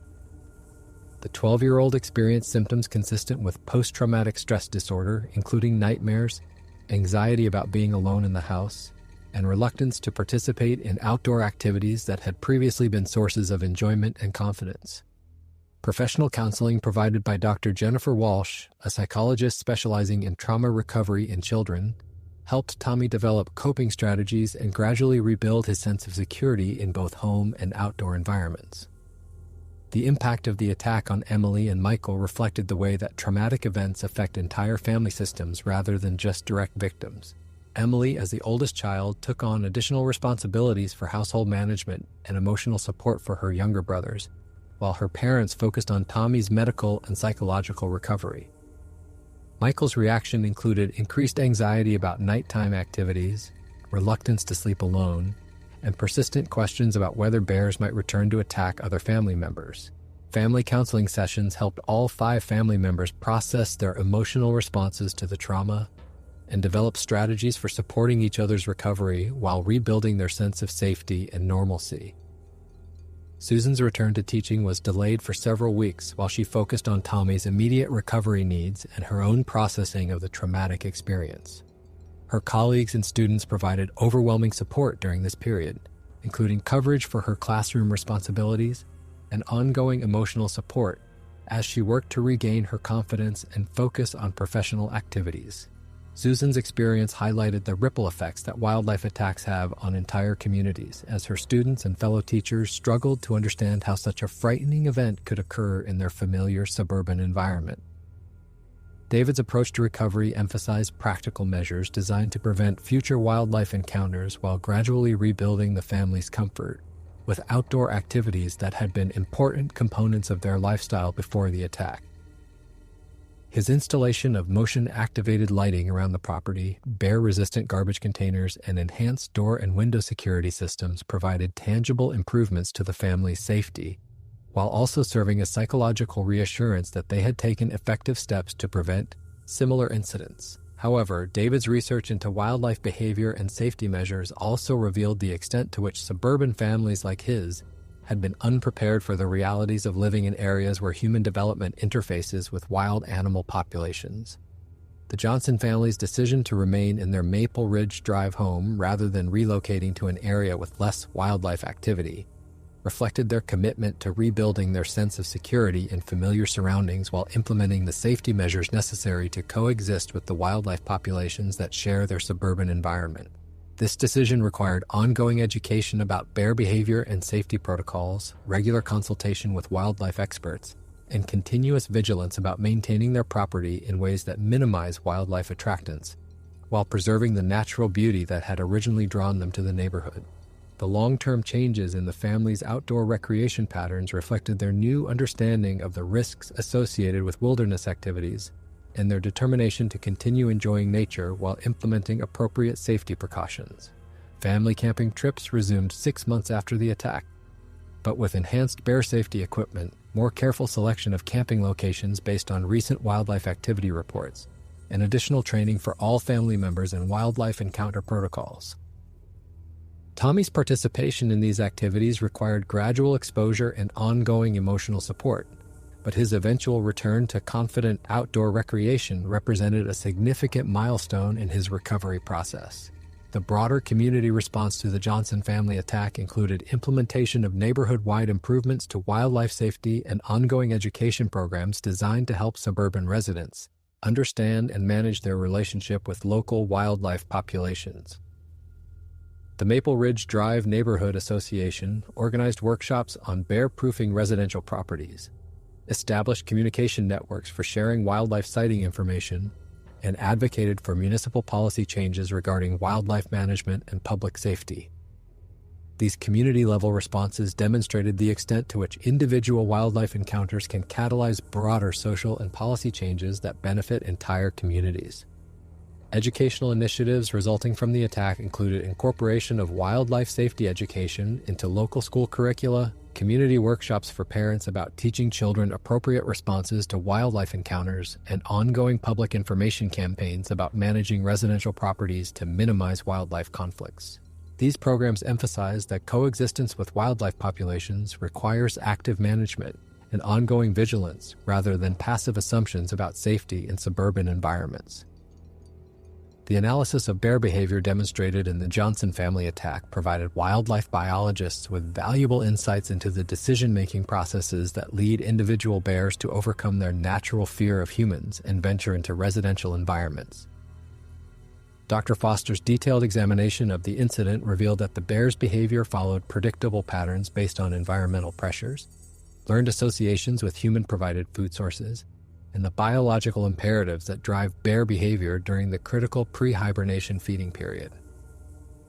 Understanding these behavioral patterns provides the foundation for developing more effective prevention strategies and wildlife management policies. The bear's initial investigation of the Johnson property exterior reflected typical foraging behavior for black bears operating in suburban environments, demonstrating their ability to identify and evaluate potential food sources through their exceptional olfactory capabilities. The animal's systematic investigation of bird feeders, pet food, garbage containers, and fruit trees indicated a learned pattern of associating residential properties with reliable nutrition sources, while its eventual decision to enter the house represented an escalation driven by the concentrated food odors that exceeded the accessibility of exterior food sources. The bear's behavior during the encounter with Tommy revealed important aspects of black bear psychology during defensive situations,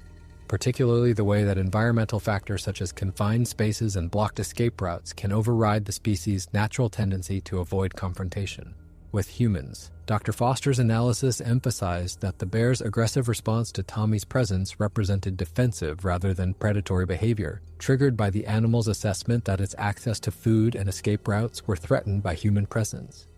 This distinction is crucial for understanding how to prevent similar encounters and how to respond effectively when such encounters occur. The effectiveness of David's confrontational response to the bear demonstrated the importance of aggressive human behavior in convincing bears to retreat from defensive situations. Though wildlife experts emphasize that such tactics carry significant risks and should only be attempted when protecting family members from immediate danger. The bear's eventual retreat in response to multiple human threats confirmed that even defensive bears will typically choose withdrawal over continued confrontation when presented with determined human opposition and clear access to escape routes. Expert analysis of the incident emphasized that the attack on Tommy Johnson represented a preventable tragedy that resulted from a complex combination of environmental factors, wildlife management challenges, and residential safety practices that fail to account for the realities of living in areas where human development interfaces with wildlife habitat.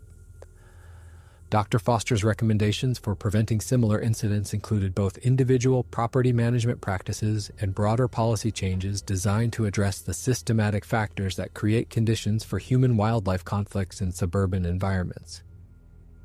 The incident's implications for wildlife management policy in New Jersey included recognition that traditional approaches to bear management, which focus primarily on hunting and population control in rural areas, were inadequate for addressing the complex challenges of managing wildlife populations in increasingly developed suburban environments.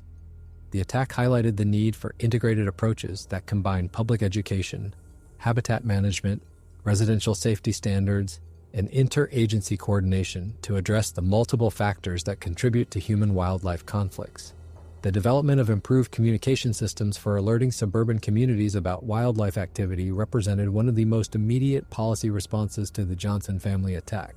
The new protocols require coordination between municipal police departments, county animal control agencies, and state wildlife officials to ensure that patterns of wildlife activity are recognized and communicated to affected communities before dangerous encounters occur. These communication improvements also include public notification systems that can rapidly alert residents when wildlife activity in their area reaches levels that require additional safety precautions.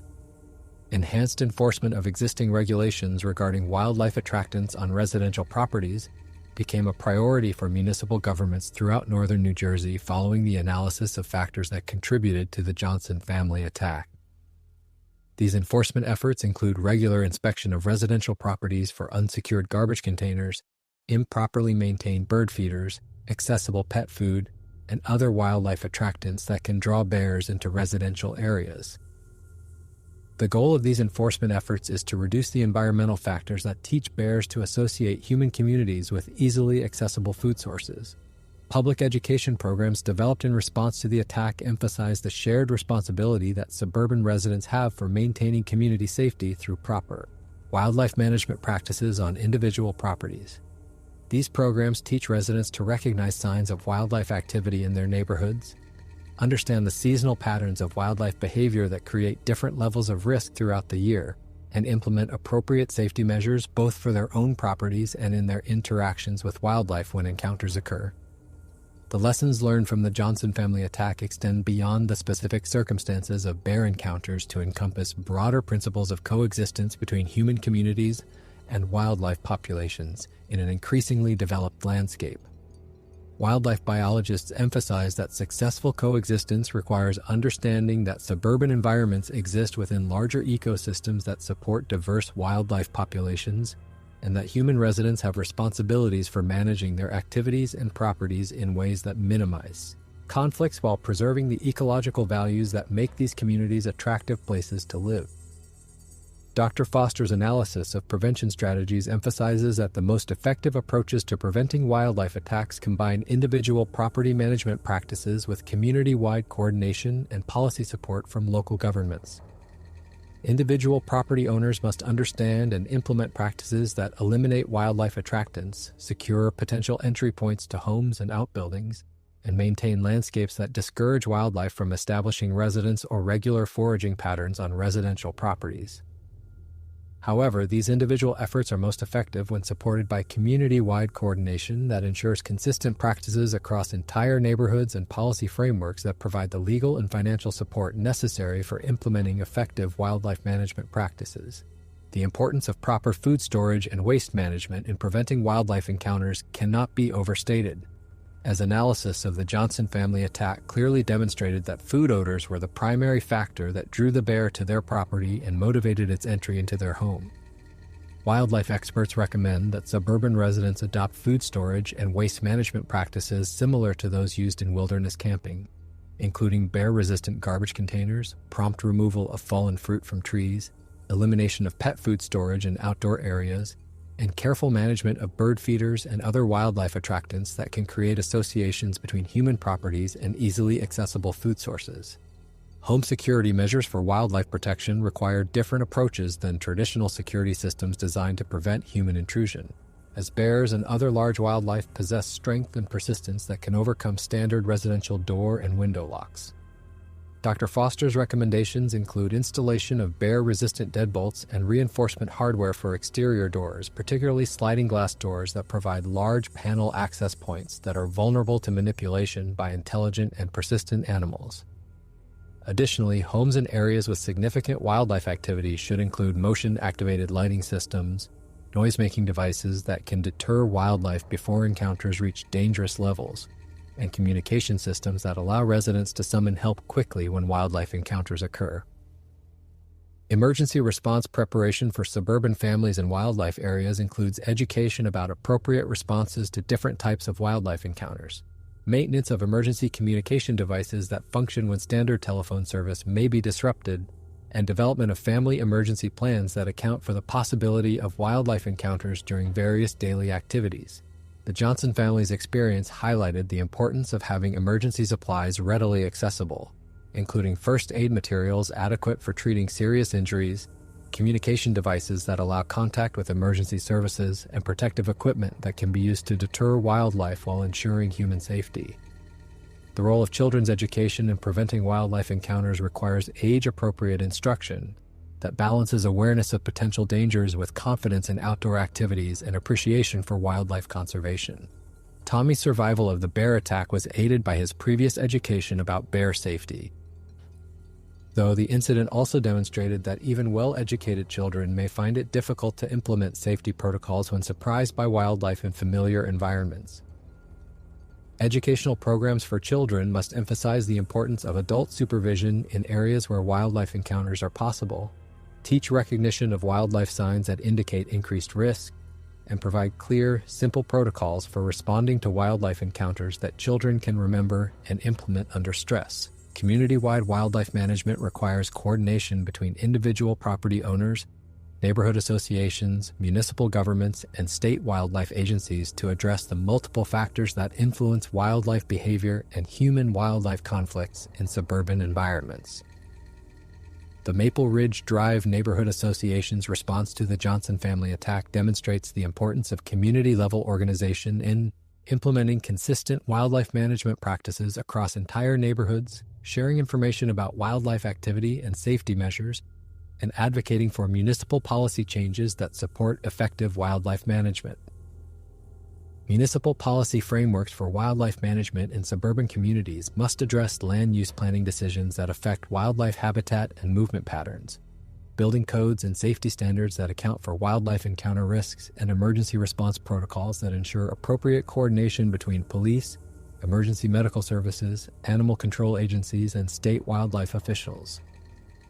The Johnson family attack revealed gaps in these policy frameworks that prevented effective prevention and response efforts, leading to policy changes that better integrate wildlife management considerations into suburban community planning and emergency response systems. The economic impacts of wildlife encounters on suburban families include immediate costs for medical treatment, property repairs, and enhanced security systems, as well as longer-term costs for psychological counseling, modified recreation activities, and ongoing property management practices designed to prevent future encounters. The Johnson family's experience included extensive medical expenses for Tommy's surgery and recovery, significant costs for repairing damage to their home and installing enhanced security systems, and ongoing expenses for family counseling and modified outdoor recreation activities that required additional safety equipment and guided instruction. Insurance considerations for wildlife encounters often reveal gaps in standard homeowners' policies that may not adequately cover property damage, medical expenses, or temporary housing costs that result from wildlife attacks. The Johnson family's experience highlighted the importance of reviewing insurance coverage for wildlife-related incidents and considering supplemental policies that provide adequate protection for the full range of costs that can result from serious wildlife encounters in suburban environments.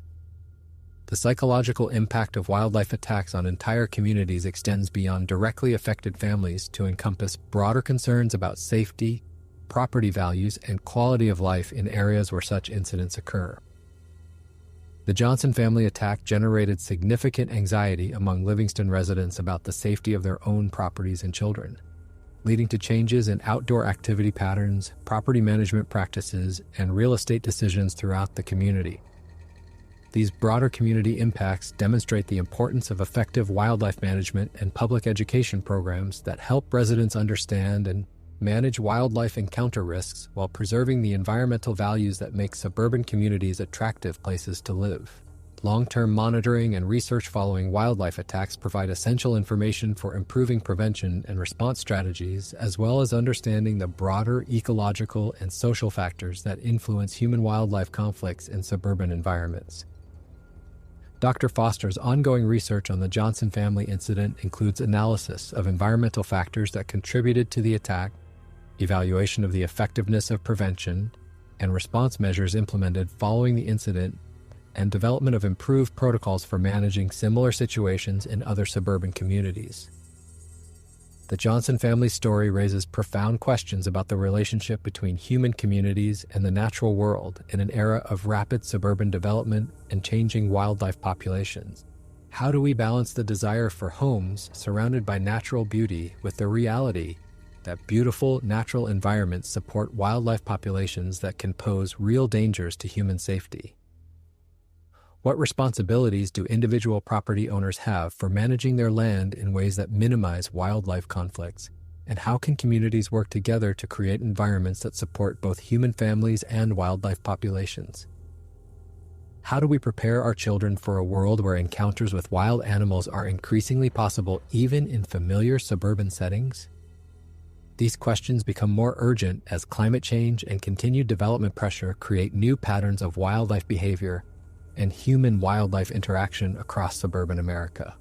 The black bear that entered the Johnson family's kitchen represents thousands of wild animals that are adapting to changing environmental conditions by expanding their ranges, modifying their behavior patterns, and learning to exploit the resources available in human-dominated landscapes. Understanding and responding to these changes requires new approaches to wildlife management,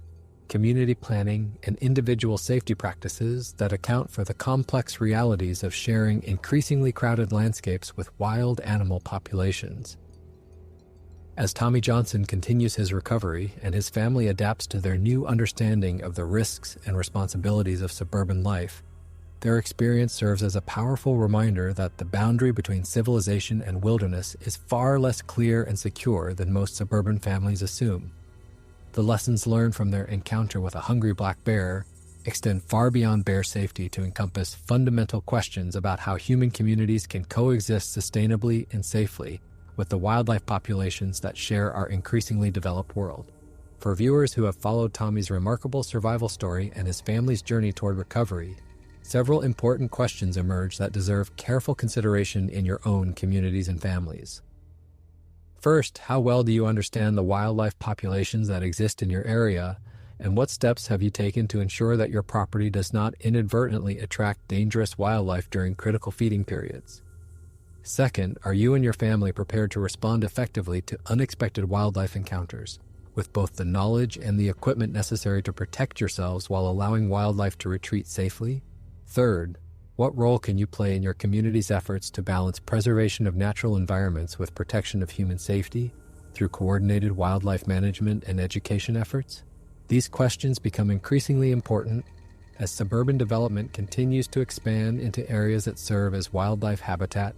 and as climate change creates new patterns of wildlife behavior that may increase the frequency of human-wildlife encounters in unexpected locations and circumstances. The Johnson family's experience demonstrates that even well-educated, safety-conscious families can find themselves facing life-threatening wildlife encounters when environmental conditions and behavioral factors converge in ways that bring wild animals into direct conflict with human activities. If this story has resonated with you, please take a moment to share your thoughts and experiences in the comments below. Have you encountered wildlife in your suburban neighborhood, and how did you respond? What safety measures have you implemented to protect your family while preserving your connection to the natural environment? Your experiences and insights contribute to a growing understanding of how human communities can adapt to the realities of sharing our landscapes with increasingly adaptable wildlife populations. Don't forget to subscribe to our channel for more in-depth explorations of wildlife encounters, survival stories, and the complex relationships between human communities and the natural world.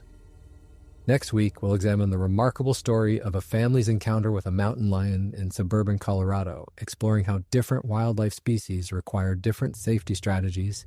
and how communities across the American West are adapting to increasing predator populations in residential areas. The next stories, the emergency dispatcher's voice crackled through the static, barely audible above the mechanical whir of the helicopter blades cutting through the mountain air. Search and rescue, we have a male victim, approximately 55 years old, multiple lacerations and puncture wounds, conscious but in severe shock. Location is 12 miles northwest of Glacier National Park. Coordinates: the pilot's knuckles whitened as he gripped the controls, banking sharply toward the remote valley where smoke still rose from what appeared to be scattered wooden boxes among the pine trees. Below them, a figure in a torn beekeeping suit waved frantically with one arm while the other hung motionless at his side, dark stains spreading across the white fabric that had once been pristine.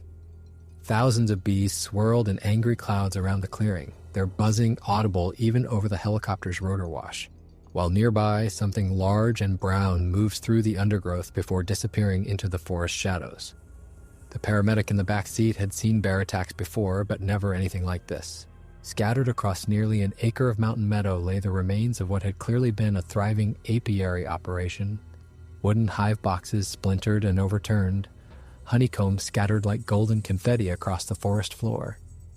and everywhere the sweet, cloying smell of spilled honey mixed with something else, something metallic and urgent that made the experienced rescue worker's stomach clench with recognition. As they descended toward the makeshift landing zone the victim had cleared by dragging himself and whatever equipment he could salvage away from the destruction, the pilot could see that this was no ordinary wilderness emergency. The man below them had fought for his life against something that had wanted what he had spent decades cultivating, and somehow, impossibly, he was still alive to tell about it. To understand how Tom McKinnon arrived at this moment, bleeding and broken in a remote Montana valley while rescue helicopters circled overhead and angry bees defended the ruins of his life's work, we must go back to the beginning of that clear September morning when he had driven his modified pickup truck up the winding Forest Service road toward his most remote apiary, humming along to classic country music and anticipating what should have been one of the best honey harvests of his 30-year career as a commercial beekeeper. The sun had barely crested the jagged peaks of the Continental Divide when Tom's weathered hands guided his truck around the final switchback that would bring him to the meadow where he maintained 47 hives,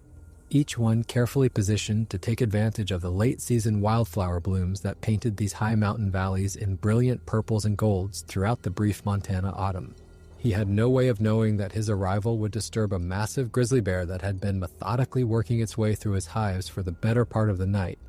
or that the animal's protective instincts around its newfound food source would transform a routine honey collection into a life-or-death struggle that would leave him permanently changed, and force wildlife officials to make difficult decisions about human-bear coexistence in one of America's last truly wild places. The Tobacco Root Mountains of southwestern Montana rise like ancient sentinels from the broad valleys that cradle the headwaters of the Missouri River, their granite peaks carved by millennia of glacial action into the sharp ridges and deep cirques that characterize the northern Rocky Mountains. This particular valley, known locally as Honey Creek Basin, sits at an elevation of 6,800 feet above sea level, nestled between Mount Jefferson to the east and Tobacco Root Peak to the west, approximately 45 miles southeast of Bozeman and nearly 80 miles from the nearest hospital in Butte. The area represents some of the most remote and pristine habitat in the greater Yellowstone ecosystem, accessible only by a network of Forest Service roads that become impassable during the long Montana winters, and challenging even for experienced off-road drivers during the brief summer season when the snowpack finally retreats to the highest elevations. Geologically, the Tobacco Roots are among the oldest mountain ranges in North America, composed primarily of Precambrian metamorphic rocks that began forming nearly 2 billion years ago when this region lay beneath ancient seas. The granite intrusions that form the highest peaks were pushed upward during the Laramide orogeny approximately 70 million years ago, the same geological event that created the entire Rocky Mountain system from New Mexico to British Columbia. Subsequent glaciation during the Pleistocene ice ages carved the characteristic U-shaped valleys and steep-walled cirques that give these mountains their dramatic alpine character, leaving behind the moraines and alpine lakes that dot the landscape and provide crucial wildlife habitat throughout the region. The indigenous Shoshone and Crow peoples had traveled through these mountains for thousands of years, following game trails and seasonal migration routes that connected the buffalo hunting grounds of the Great Plains with the salmon runs of the Columbia River Basin. French fur trappers first entered the area in the early 1800s, followed by gold prospectors who gave the mountains their current name after discovering tobacco-colored rocks that they hoped might contain precious metals. While the gold rush proved disappointing, the mountains retained their economic importance as cattle ranching and later tourism brought settlers to the broader valleys surrounding the range. The climate in Honey Creek Basin follows the typical pattern of high-elevation Rocky Mountain environments, characterized by long, severe winters and brief but intense growing seasons that support an explosion of wildflower blooms and insect activity during the snow-free months from June through September. Winter temperatures regularly drop below -20 degrees Fahrenheit, with snow depths often exceeding 6 feet in the higher elevations where Tom maintained his remote apiaries. Spring arrives late and unpredictably, with the last killing frosts often occurring well into June and snowstorms possible throughout the summer months. The growing season typically lasts only 90 to 100 days, creating intense evolutionary pressure on both plants and animals to make the most of the brief window when temperatures support active growth and reproduction. Summer days can reach into the 80s, but nighttime temperatures frequently drop into the 40s even during the warmest months, creating the daily temperature swings that help concentrate sugars in the nectar produced by alpine wildflowers. Precipitation falls primarily as snow during the winter months, with the annual snowpack serving as a natural reservoir that feeds the mountain streams and springs throughout the dry summer season. This particular year had been somewhat unusual, with a late spring followed by an extended period of warm, dry weather that had caused many of the lower elevation flowers to bloom and fade earlier than normal, concentrating the remaining nectar sources in the high elevation meadows where Tom maintained his most productive hives. The lack of adequate rainfall had also created drought conditions throughout much of western Montana, affecting the natural food sources that bears typically relied upon and potentially driving them to seek alternative nutrition in areas where they might encounter human activity.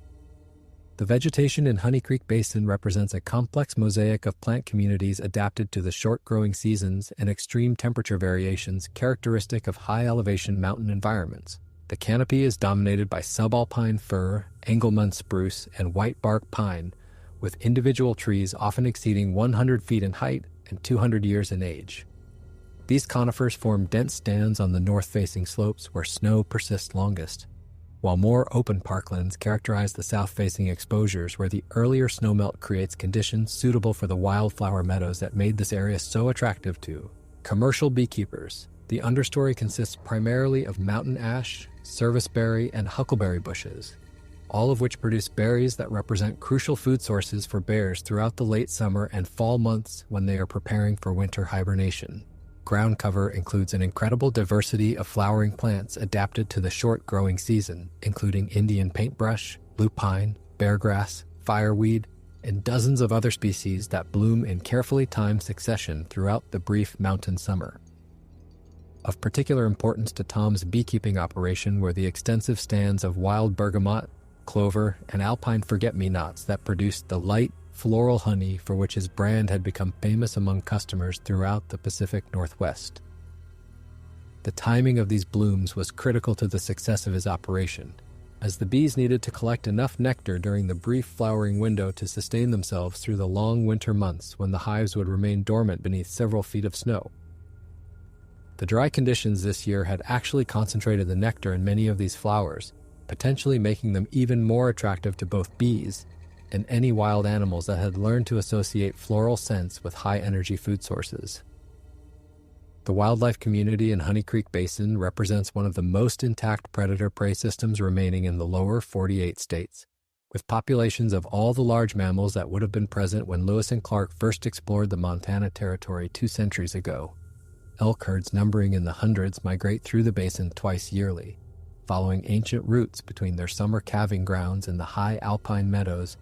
and their winter range in the lower valleys, where snow depths remain manageable throughout the cold months. Mule deer and white-tailed deer populations remain stable, providing prey for the mountain lions, wolves, and bears that represent the apex predators in this ecosystem. Black bears are relatively common throughout the area, with an estimated population density of approximately 1 bear per 2 square miles. But it is the grizzly bears that command the most respect and concern from anyone venturing into this remote country. The Greater Yellowstone ecosystem supports one of the largest remaining populations of grizzly bears in the contiguous United States, with an estimated 600 to 800 individuals ranging across parts of Montana, Wyoming, and Idaho. These bears are the same subspecies, Ursus arctos horribilis, that once numbered in the tens of thousands throughout western North America, but were nearly driven to extinction by hunting and habitat loss during the late 19th and early 20th centuries. Adult male grizzlies in this region typically weigh between 400 and 600 pounds, though exceptional individuals may exceed 800 pounds, particularly in the fall when they have spent months consuming the high-calorie foods necessary to sustain them through winter hibernation. Females are generally smaller, ranging from 200 to 400 pounds, but can be extremely aggressive when defending cubs or food sources. Recent wildlife surveys had documented increased grizzly activity throughout the Tobacco Root Mountains, with several sightings reported near developed areas and at least 3 incidents during the past summer involving bears breaking into unattended campsites or vehicles in search of food. Wildlife biologists attributed this increased activity to a combination of factors including drought conditions that had reduced natural food sources, a growing bear population that was expanding into previously unoccupied habitat, and potentially increased human activity in areas that bears had historically considered their exclusive domain. Thomas James McKinnon had been working with bees longer than he had been doing almost anything else in his 55 years on Earth, beginning as a curious 12-year-old helping his grandfather tend a few backyard hives in rural Oregon, and gradually developing the expertise and passion that would eventually support him, his wife, and their 2 children through 3 decades of commercial honey production across the Pacific Northwest. Standing just over 6 feet tall with the wiry build of someone who had spent his entire adult life doing physical labor outdoors, Tom had the weathered hands and permanent tan lines that marked him as someone more comfortable in coveralls than in business attire. His graying beard, which he kept neatly trimmed despite his wife's teasing that it made him look like a mountain man, was often flecked with bits of beeswax and propolis from his daily work around the hives, and his blue eyes held the patient, observant quality of someone who had learned to read the subtle signals that indicated the health and mood of the tens of thousands of insects under his care. Born in Salem, Oregon to parents who had met while working in the timber industry, Tom had grown up understanding that making a living from the land required both respect for natural systems and the willingness to work harder and longer than most people thought reasonable. His father had been a logger until a falling tree ended his career and left the family struggling financially, a lesson that taught young Tom the importance of diversifying income sources and always having a backup plan when your livelihood depended on forces beyond your control. He had earned a bachelor's degree in biology from Oregon State University, writing his senior thesis on the navigation mechanisms that allow honeybees to communicate the location of distant nectar sources to their hive mates, research that had first introduced him to the scientific literature on bee behavior and colony management that would guide his professional decisions throughout his career. After graduation, he had worked briefly for the Forest Service, conducting wildlife surveys in remote areas throughout the Cascade Range, but had eventually returned to beekeeping when his grandfather's declining health made it necessary for someone to take over the family operation. Tom had met his wife Sarah during his senior year of college, when she was completing her nursing degree, and he was spending most of his free time in the library researching the latest developments in commercial bee breeding and disease management. She had been initially skeptical about the prospects of building a life around an insect that most people regarded as either a nuisance or a threat, but had gradually come to appreciate both the complexity of bee society and the quiet satisfaction that came from working in partnership with natural systems rather than trying to dominate them. They had married the summer after graduation and spent their honeymoon camping in Yellowstone National Park, where Tom had been fascinated by the diversity of wildflowers and had begun to envision the possibilities of establishing apiaries in high-elevation locations, where the short but intense blooming seasons might produce honey with unique flavor, profiles that could command premium prices from specialty food markets. Their first child, Michael, had been born 2 years later, followed by daughter Rebecca 3 years after that,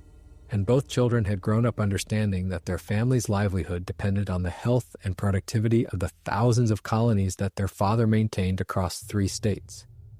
Michael had eventually chosen to study engineering rather than follow his father into beekeeping, but Rebecca had recently graduated with a degree in entomology and had begun working with Tom during her summer breaks, learning the skills and developing the intuition necessary to read the subtle signs that indicated whether a colony was thriving or beginning to struggle with disease, parasites, or inadequate nutrition. Tom's decision to expand his operation into Montana had been driven partly by his desire to provide Rebecca with opportunities to develop her own client base in areas where competition from other commercial beekeepers was less intense, and partly by his growing concern about the diseases and environmental pressures that were making beekeeping increasingly challenging in more developed areas. The personality that had allowed Tom to succeed in the demanding and often unpredictable business of commercial beekeeping combined infinite patience with an almost obsessive attention to detail and the kind of physical courage that most people never had occasion to discover they possessed. Working with bees required the ability to remain calm and move slowly even when surrounded by thousands of insects capable of inflicting painful stings. And Tom had developed an almost meditative approach to hive management that allowed him to work for hours without disturbing the complex social dynamics that governed colony behavior. His friends often joked that he seemed to communicate with his bees in ways that bordered on the supernatural, but Tom understood that his success came from careful observation of behavioral cues that most people simply did not notice or understand. He could tell by the sound of a hive's buzzing whether the colony was preparing to swarm, had lost its queen, or was under attack by parasites. And he had learned to read the subtle changes in flight patterns and activity levels that indicated when a colony was beginning to struggle with disease or inadequate nutrition. This sensitivity to natural systems had served him well throughout his career, but it also meant that he often took personal responsibility for problems beyond his control, blaming himself when colonies failed despite his best efforts, and working longer and harder than was probably wise in his attempts to maximize the health and productivity of his operation. His previous experience in the wilderness during his years with the Forest Service had given him confidence in his ability to handle whatever challenges he might encounter in remote locations, and he had successfully maintained apiaries in isolated areas throughout Oregon and Washington without serious incident for more than 2 decades. Tom's decision to take on this particular Montana operation had been motivated by a combination of business opportunity and personal challenge that reflected his lifelong tendency to push the boundaries of what was considered practical or advisable in commercial beekeeping. A longtime customer who operated a specialty food store in Bozeman had been asking for years whether Tom might consider establishing apiaries in the high mountain meadows around Yellowstone, arguing that honey produced from the unique wildflower communities at those elevations could command prices 2 or 3 times higher than conventional varieties. The remote location would also mean reduced competition from other beekeepers and minimal risk of contamination from agricultural pesticides or urban pollution, both of which had become increasing concerns in more developed areas. Tom had initially been reluctant to expand his operation so far from his home base in Oregon, but the previous year's poor honey harvest due to unusually wet weather and an outbreak of varroa mites in several of his best colonies had convinced him that diversifying his geographic range might be essential for the long-term survival of his business. After months of research and scouting trips, he had identified Honey Creek Basin as an ideal location for a high-elevation apiary, with abundant wildflowers, reliable water sources, and access via Forest Service roads that would allow him to transport equipment and harvest honey without requiring helicopters or pack animals that would make the operation economically unfeasible. The relationships that Tom had developed over 3 decades of commercial beekeeping represented a complex network of suppliers, customers, fellow beekeepers, and agricultural professionals who formed the social and economic foundation that allowed independent operators like him to compete with large commercial operations.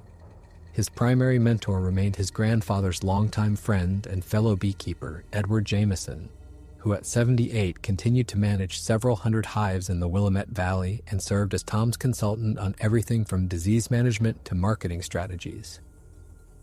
Ed had initially been skeptical about the Montana expansion, arguing that the logistics of maintaining apiaries so far from Tom's home base would create problems that could threaten the stability of his entire operation.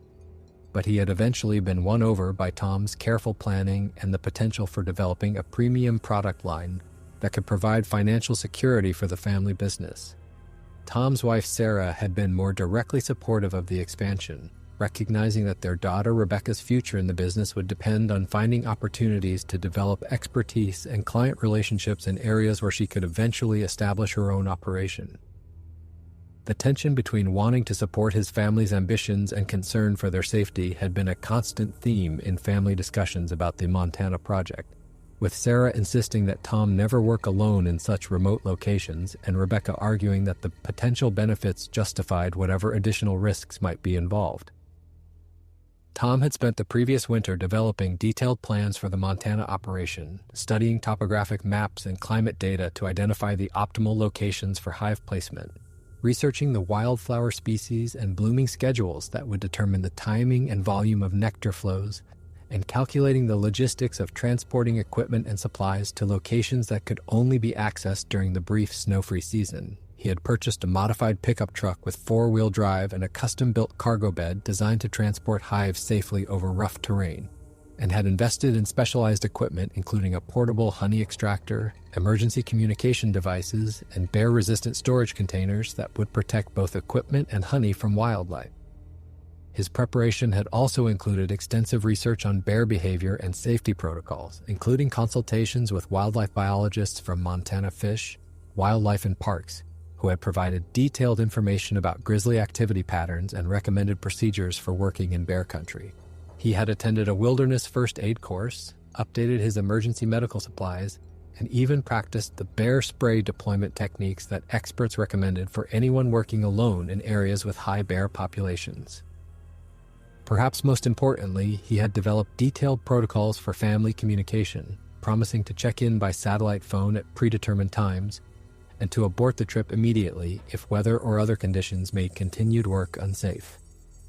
The journey from Tom's home base in Oregon to his Montana apiaries had become a familiar routine over the past 2 years,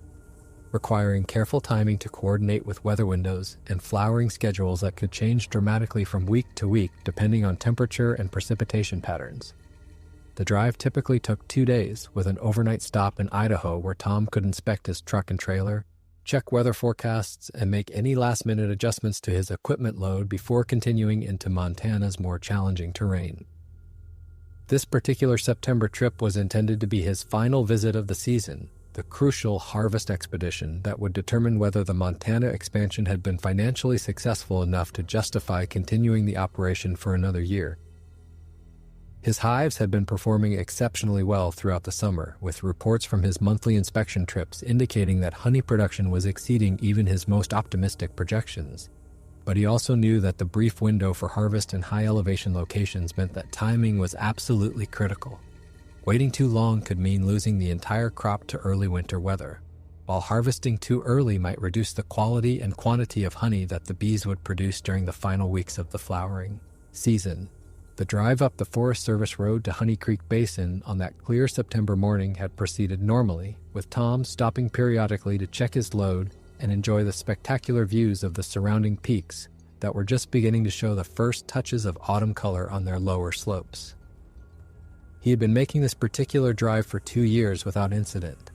and the familiar landmarks along the route had given him the comfortable feeling that comes from intimate knowledge of a place and its seasonal rhythms. The final approach to his apiary required navigating a steep, winding track that climbed nearly 800 feet in elevation over the last 2 miles, demanding careful attention to gear selection and brake management in the heavy truck.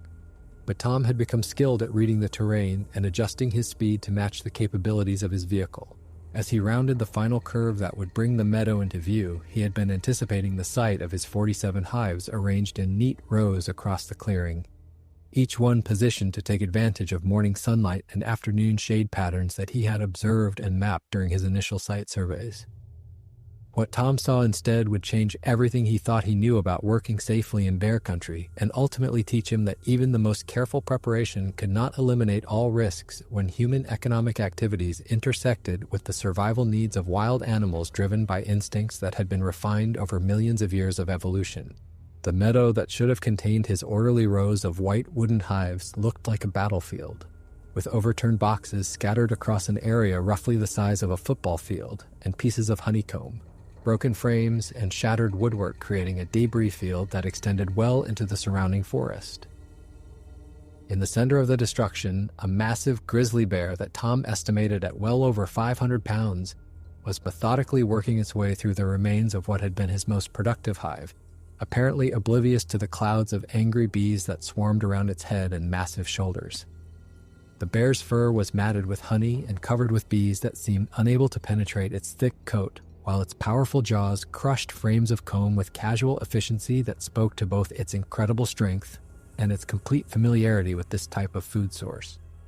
Tom's first instinct was to reach for the air horn that he kept mounted next to his driver's seat, but something about the bear's behavior made him hesitate. Rather than feeding frantically like an animal taking advantage of an unexpected opportunity, the grizzly was working through the destroyed hives with methodical precision, suggesting that it had been in the area long enough to develop a systematic approach to extracting the maximum amount of honey from each destroyed colony. This was not a chance encounter with a surprised or frightened animal, but rather a situation in which the bear had apparently claimed the entire meadow as its personal feeding territory, and might react aggressively to any attempt to drive it away from what it had come to regard as its property. Tom turned off his truck engine and tried to assess his options, knowing that his closest neighbor was more than 15 miles away, and that the Forest Service road he had just traveled would be his only escape route if the situation became dangerous. The weather conditions that morning were nearly perfect for both beekeeping and bear activity, with temperatures in the mid-60s and virtually no wind to interfere with either bee flight patterns or animal movement through the forest. The clear skies that had allowed Tom to make good time on his drive also meant that visibility was excellent, giving him a clear view of the destruction in his apiary while ensuring that the bear would be able to see him easily if it chose to investigate the source of the mechanical sounds that had announced his arrival. The early morning sunlight slanted across the meadow from the east, illuminating the airborne honey and wax particles that gave the entire scene a surreal, golden quality that might have been beautiful under other circumstances but now seemed ominous and threatening. The absence of wind also meant that scent would carry efficiently, and Tom realized that his arrival had probably been detected by the bear's sensitive nose long before he had actually seen the animal or the extent of the damage to his hives. As Tom sat in his truck trying to decide on the best course of action, he began to notice additional details that suggested this incident was more complex and potentially dangerous than a simple case of a bear taking advantage of an undefended food source. Several of the destroyed hives showed evidence of having been attacked over multiple visits, with some boxes exhibiting the weathered appearance that indicated they had been exposed to rain since being overturned, while others appeared to have been demolished more recently. This pattern suggested that the bear had been visiting the site regularly, possibly for several weeks, and had developed both familiarity with the area and a sense of ownership that could make it extremely dangerous to approach. The systematic way in which the animal was working through the remaining intact comb also indicated a level of experience with beehives that was troubling, since it suggested this might not be the bear's first encounter with human beekeeping operations. Bears that learned to associate humans with high-quality food sources often became increasingly bold and aggressive in their attempts to access these resources, sometimes leading to dangerous encounters when people attempted to defend their property or livelihood. The sound of Tom's truck engine had apparently attracted the bear's attention because it looked up from its feeding and stared directly at the vehicle for several long seconds before returning to its systematic destruction of the remaining honeycomb. This behavior was particularly concerning to Tom, who had been taught that most bears would flee immediately when confronted with obvious signs of human presence, but this animal showed no signs of fear or even particular concern about the truck's arrival. Instead, it seemed to regard the vehicle as merely another element in an environment that it had already claimed as its own territory. The bear's casual attitude toward human presence suggested either that it had become habituated to people through previous encounters,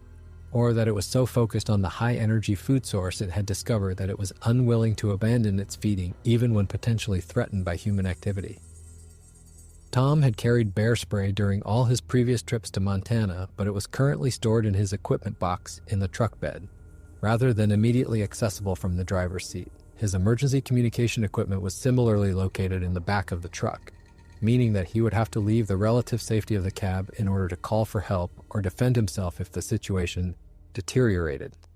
The nearest cell phone coverage was more than 20 miles away, so a satellite phone represented his only reliable means of summoning assistance, but activating it would require several minutes of exposure while the device acquired satellite signals and established a connection.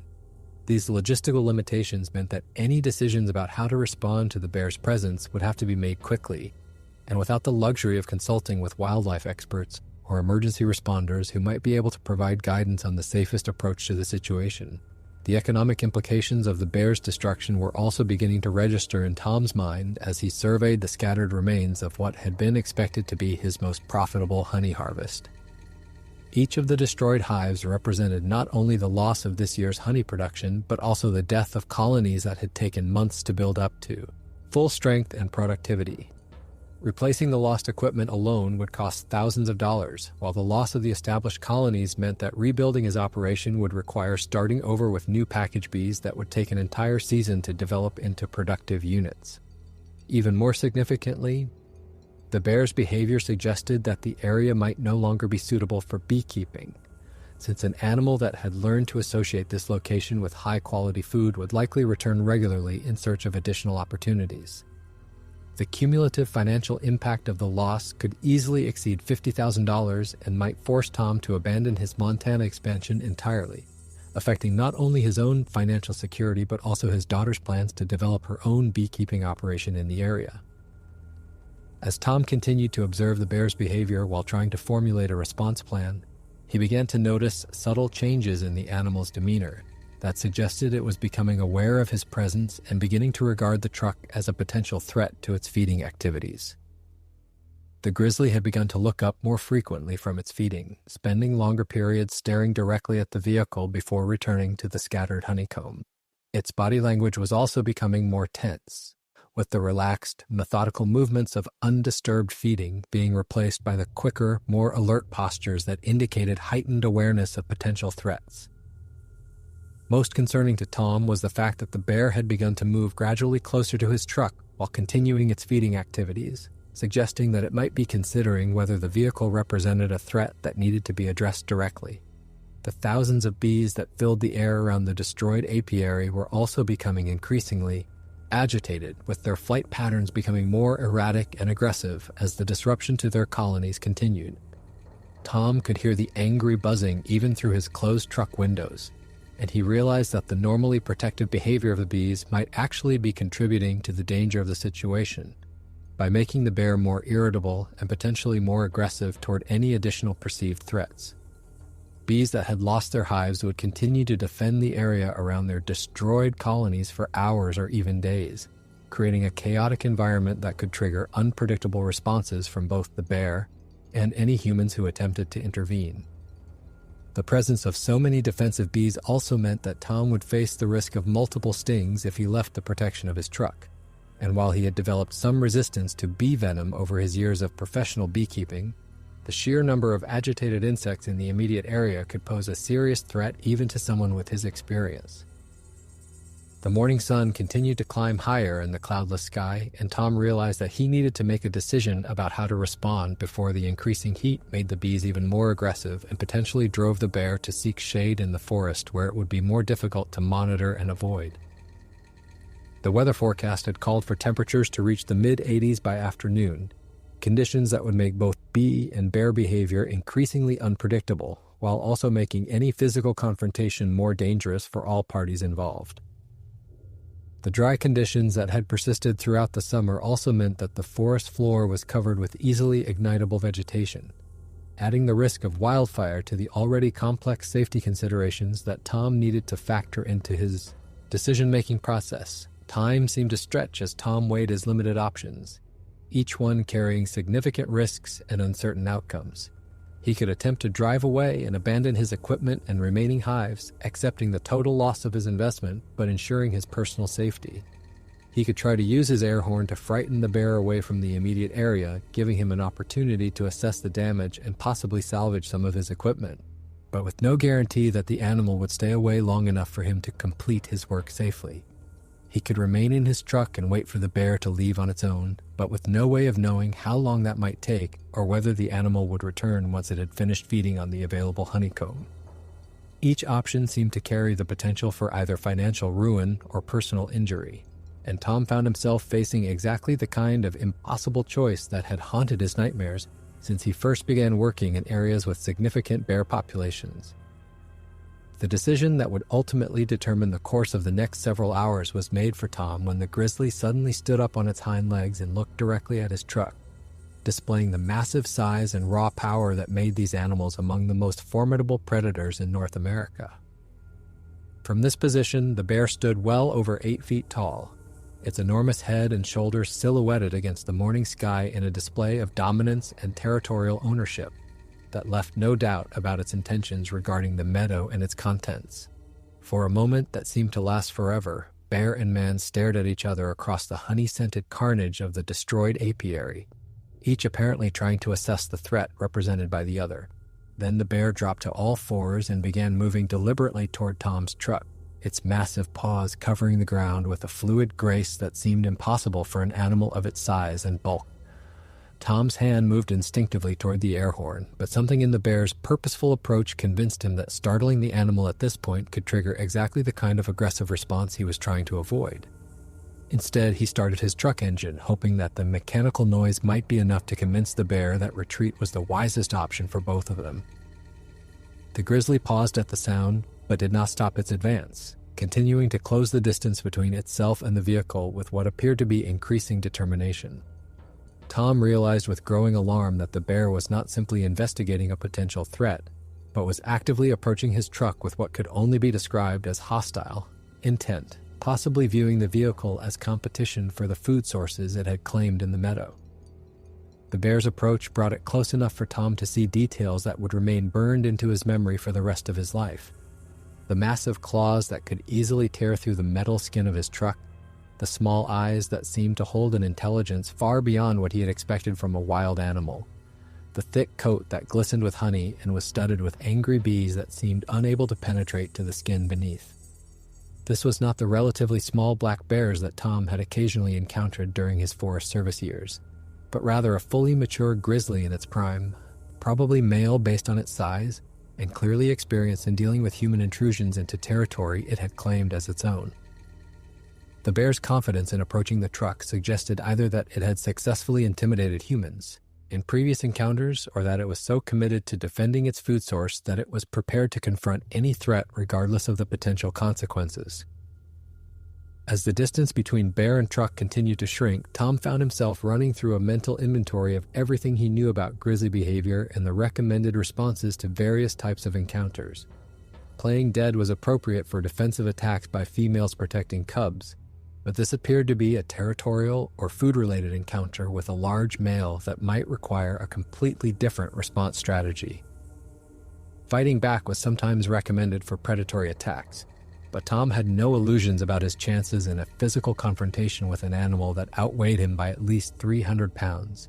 and possessed natural weapons that could kill a human with a single swipe. Making noise and appearing large were standard recommendations for most bear encounters, but the animal's continued approach despite the truck engine suggested that this particular bear was not easily intimidated by human activities.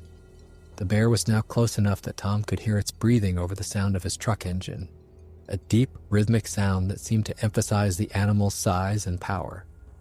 He could also smell the distinctive, musky scent that marked the bear's presence, mixed with the sweet aroma of honey and the sharp odor of bee venom that indicated the animal had been stung repeatedly during its feeding activities. The combination of sensory inputs created an almost overwhelming impression of raw wildness that reminded Tom just how far he was from any kind of human assistance, and how completely he was at the mercy of an animal whose behavior followed rules that he only partially understood. The bear stopped approximately 15 feet from the truck and stood up again, apparently trying to get a better view of the interior and assess the nature of the threat it was facing. From this new vantage point, the grizzly seemed to be studying Tom's truck with the kind of focused attention that suggested it was trying to determine whether the vehicle contained additional threats or possibly more food sources that might be worth investigating. The bear's head swiveled from side to side as it examined the truck from different angles, and Tom realized with growing unease that the animal was displaying the kind of problem-solving behavior that indicated a much higher level of intelligence than he had expected. This was not a simple case of a frightened animal responding instinctively to a perceived threat, but rather a calculated assessment of a potential competitor by a predator that had learned to evaluate complex situations and make strategic decisions about when to fight and when to retreat. The sound of bees was becoming increasingly intense as more and more of the displaced insects focused their attention on the bear that had destroyed their colonies, but the animal seemed completely indifferent to their attacks. Tom could see dozens of bees crawling across the bear's face and head, apparently unable to penetrate the thick fur that protected its skin, while hundreds more swarmed in angry clouds around its massive body. The bear occasionally shook its head or brushed at the insects with one huge paw, but these appeared to be casual grooming movements rather than signs of distress or pain. The scene reinforced Tom's understanding that grizzly bears had evolved as omnivores capable of exploiting virtually any food source available in their environment, including ones that came with significant defensive mechanisms like bee stings that would deter most other animals. The standoff continued for what felt like hours, but was probably only minutes, with neither bear nor man making any sudden moves that might escalate the situation into open conflict. Tom kept his truck engine running and his hands on the steering wheel, ready to attempt an escape if the bear's behavior became overtly threatening, while the grizzly continued its careful assessment of the situation from its upright position beside the vehicle. The morning sun continued to climb higher, and Tom began to notice that the increasing heat was making the air in his truck uncomfortably warm despite the cool outside temperature, reminding him that prolonged standoffs in wilderness areas could create their own dangers even if direct conflict was avoided. The decision point that would transform this tense but manageable encounter into a life-threatening emergency came when Tom made the fateful choice to reach for his air horn in an attempt to end the standoff and give himself an opportunity to assess the damage to his operation.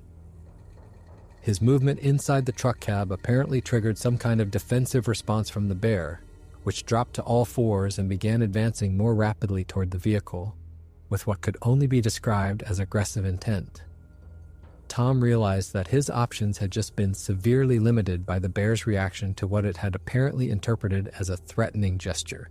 leaving him with the choice of attempting to flee immediately or standing his ground and hoping that the animal would stop short of actually attacking the truck. The bear's final approach covered the remaining distance between itself and Tom's truck with explosive speed that demonstrated why grizzly bears were considered among the most dangerous predators in North America, despite their seemingly lumbering appearance. The animal reached the vehicle in a matter of seconds and began investigating it with a combination of visual examination and physical contact that made the truck rock back and forth on its suspension. Tom could feel the vehicle shifting under the bear's weight as it pressed against the driver's side door and rear wheel well, apparently trying to determine whether the truck represented a threat that needed to be neutralized or simply an obstacle that could be ignored while it returned to its feeding activities. The sound of claws scraping against metal filled the truck cab as the bear used its massive paws to explore the vehicle's exterior, leaving scratches in the paint that would serve as permanent reminders of this encounter, assuming Tom survived to see them. The animal's investigation brought its enormous head level with the driver's side window, giving Tom an uncomfortably close view of the intelligent eyes and massive jaws that could easily crush bones and tear through human flesh with minimal effort. The bear's proximity also made it impossible to ignore the overwhelming physical presence of the animal, from the visible muscles that rippled beneath its honey-matted coat to the massive skull that housed a brain capable of complex problem-solving and strategic thinking. Tom's decision to leave the relative safety of his truck cab was motivated by a combination of factors that would seem incomprehensible to anyone who had not spent decades building a livelihood from activities that required constant interaction with natural systems beyond human control. The bear's investigation of his vehicle had made it clear that remaining inside would provide only temporary protection, since the animal was clearly capable of significant damage to the truck if it decided that direct intervention was necessary. More importantly, Tom could see that several of his hives in the far corner of the meadow remained untouched by the bear's feeding activities, representing thousands of dollars worth of equipment and honey that might still be salvageable if he could somehow convince the animal to move away from the immediate area. The financial pressures that had motivated his expansion into Montana had not disappeared, simply because he was facing a dangerous wildlife encounter, and the potential loss of his entire investment remained a threat to his family's economic security that demanded some level of risk-taking in response. The most immediate concern as Tom prepared to leave his truck was accessing the bear spray that he had stored in his equipment box, located in the truck bed approximately 10 feet behind the cab where the grizzly was currently conducting its investigation. The spray canister contained a powerful pepper-based deterrent that was specifically designed for use against bears, and had proven effective in numerous documented encounters, but it was only useful if it could be deployed before an attack actually began. Tom's training had emphasized that bear spray was most effective when used proactively to create a barrier between humans and approaching bears, rather than reactively during an actual attack when the close proximity and violent motion made accurate deployment nearly impossible. The process of quietly opening his driver's side door while a grizzly bear stood within arm's reach of the vehicle required the kind of careful movement and absolute noise control that Tom had learned during his years of working around easily agitated bee colonies. Every sound seemed amplified in the mountain air, from the barely audible squeak of door hinges that normally would not merit attention to the soft rustle of his clothing as he shifted position within the cab. The bear's proximity made it impossible to avoid detecting the animal's scent, a complex mixture of wild fur, honey, and something indefinably threatening that triggered instinctive alarm responses that Tom had to consciously override in order to maintain the slow, deliberate movements that his situation required. Tom's emergence from the truck was accomplished in carefully controlled stages, beginning with the placement of one foot on the ground while he maintained his grip on the doorframe and kept the rest of his body within the cab's protection. The bear's attention seemed to be focused on the vehicle's rear section where his equipment was stored, giving him a brief opportunity to complete his exit and begin moving toward the truck bed where his bear spray and emergency communication equipment waited. The morning air carried the sounds of thousands of angry bees whose colonies had been destroyed, creating an audio backdrop that seemed to emphasize the surreal nature of a situation in which a commercial beekeeper found himself sharing a remote mountain meadow with one of North America's most dangerous predators. The 10-foot distance between Tom's position at the driver's door and his equipment box in the truck bed represented a journey that required more courage and careful planning than any he had undertaken in his 30 years of professional beekeeping. The bear's position at the rear of the vehicle meant that his approach to the equipment box would necessarily bring him into close proximity with the animal, possibly triggering the kind of defensive response that could transform a tense but manageable situation into a life-threatening emergency. Tom's movement strategy involved staying as close as possible to the truck's bodywork, using the vehicle as a partial barrier between himself and the bear while gradually working his way toward the equipment that might allow him to defend himself or summon assistance. Each step toward the rear of the truck brought new details of the bear's appearance and behavior into sharp focus, revealing the tremendous physical power and alertness that made these animals such formidable predators. The grizzly's coat was thick enough to provide protection against the bee stings that would have incapacitated most other animals, while its movements displayed the kind of controlled strength that could accelerate from apparent calm to explosive violence in a fraction of a second. Tom could see that the bear was aware of his movement but had not yet interpreted his approach as threatening, apparently viewing him as a minor annoyance rather than a serious threat to its feeding activities. The equipment box that contained Tom's bear spray was secured with heavy-duty latches designed to prevent accidental opening during transport over rough terrain, mechanisms that now seemed impossibly complex and time-consuming to operate while under the watchful gaze of a massive predator. Tom's hands shook slightly as he worked the latches, not from fear alone, but from the adrenaline rush that his body was producing in response to proximity to an animal that every instinct told him represented immediate mortal danger. The familiar weight of the bear spray canister in his hand provided some comfort, but he knew from his training that the device was only effective if used correctly, and that improper deployment could actually make a dangerous situation worse by triggering an aggressive response without providing adequate deterrent effect. The bear's reaction to Tom's retrieval of the spray canister was immediate and unmistakable, suggesting that the animal had previous experience with humans and possibly even with bear spray itself. The grizzly's posture shifted from casual investigation to alert attention, with its massive head turning toward Tom and its body language changing in ways that indicated increased readiness for action. This response was particularly troubling because it suggested that the bear was not simply a naive animal that had stumbled across an unfamiliar food source, but rather an experienced individual that had learned to recognize human defensive behaviors and might have developed strategies for overcoming them. The moment when Tom's situation transitioned from dangerous to life-threatening came when he made the decision to activate his emergency satellite phone in an attempt to summon assistance before attempting to confront the bear directly. The phone required several minutes to acquire satellite signals and establish a connection, time during which he would be vulnerable and unable to respond quickly if the bear's behavior became aggressive. More critically, the electronic sounds produced by the phone as it searched for satellites apparently triggered some kind of threat response from the grizzly, which began moving toward Tom with obvious hostile intent. The bear's charge covered the remaining distance between them with speed that left no time for careful deployment of the bear spray or execution of the defensive strategies that Tom had practiced during his safety training. The animal's approach was not the bluff charge that wildlife experts often described in bear safety literature, but rather a determined attack by a predator that had apparently decided that the human presence represented an unacceptable threat to its food source. Tom's attempt to retreat toward the cab off, his truck was cut off by the bear's angle of approach, leaving him with only the option of trying to use his spray canister while backing toward the forest edge where the trees might provide some protection against the animal's superior speed and strength.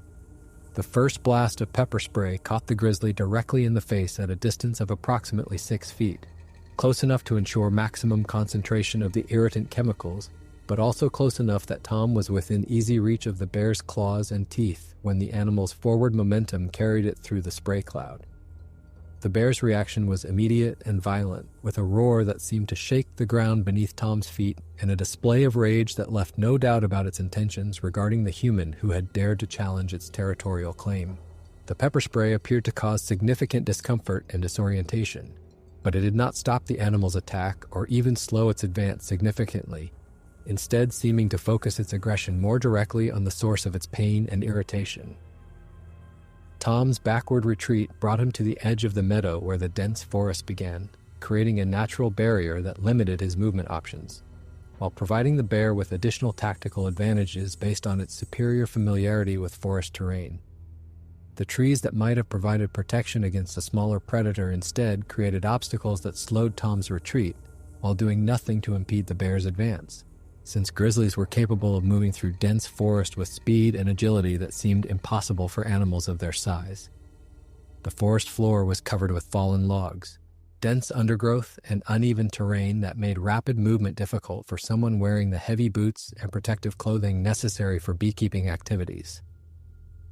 The bear's first physical contact with Tom came in the form of a massive paw swipe that caught him across the chest and shoulder, lifting him off his feet and throwing him against the trunk of a large pine tree with force that left him momentarily stunned and struggling to breathe. The impact drove the air from his lungs and sent shooting pains through his ribs that suggested possible fractures, while the claws that had torn through his protective clothing left burning sensations that indicated significant lacerations, despite the thick fabric that had provided some protection against the worst of the damage. The bear's strength was beyond anything that Tom had imagined possible, demonstrating the evolutionary advantages that had allowed these predators to dominate their ecosystem for thousands of years. The brief moment of unconsciousness that followed Tom's impact with the tree probably saved his life by causing him to fall limp rather than continuing to struggle in ways that might have triggered additional aggressive behavior from the bear. When he regained awareness, the grizzly was standing over him with its massive head only inches from his face, apparently trying to determine whether he still represented a threat or had been sufficiently neutralized to allow the animal to return to its feeding activities. Tom's training had emphasized that playing dead was the appropriate response to defensive attacks by bears protecting cubs or territory, and he forced himself to remain motionless despite every instinct that urged him to fight or flee from the massive predator that loomed above him. The bear's investigation of Tom's motionless form involved a combination of visual inspection and physical contact that tested his ability to maintain the appearance of lifelessness while fighting off panic responses to the animal's proximity. The grizzly's massive paws pressed against his chest and abdomen as it apparently tried to assess his condition, while its enormous head moved close enough that he could feel the animal's breath and hear the sound of its breathing.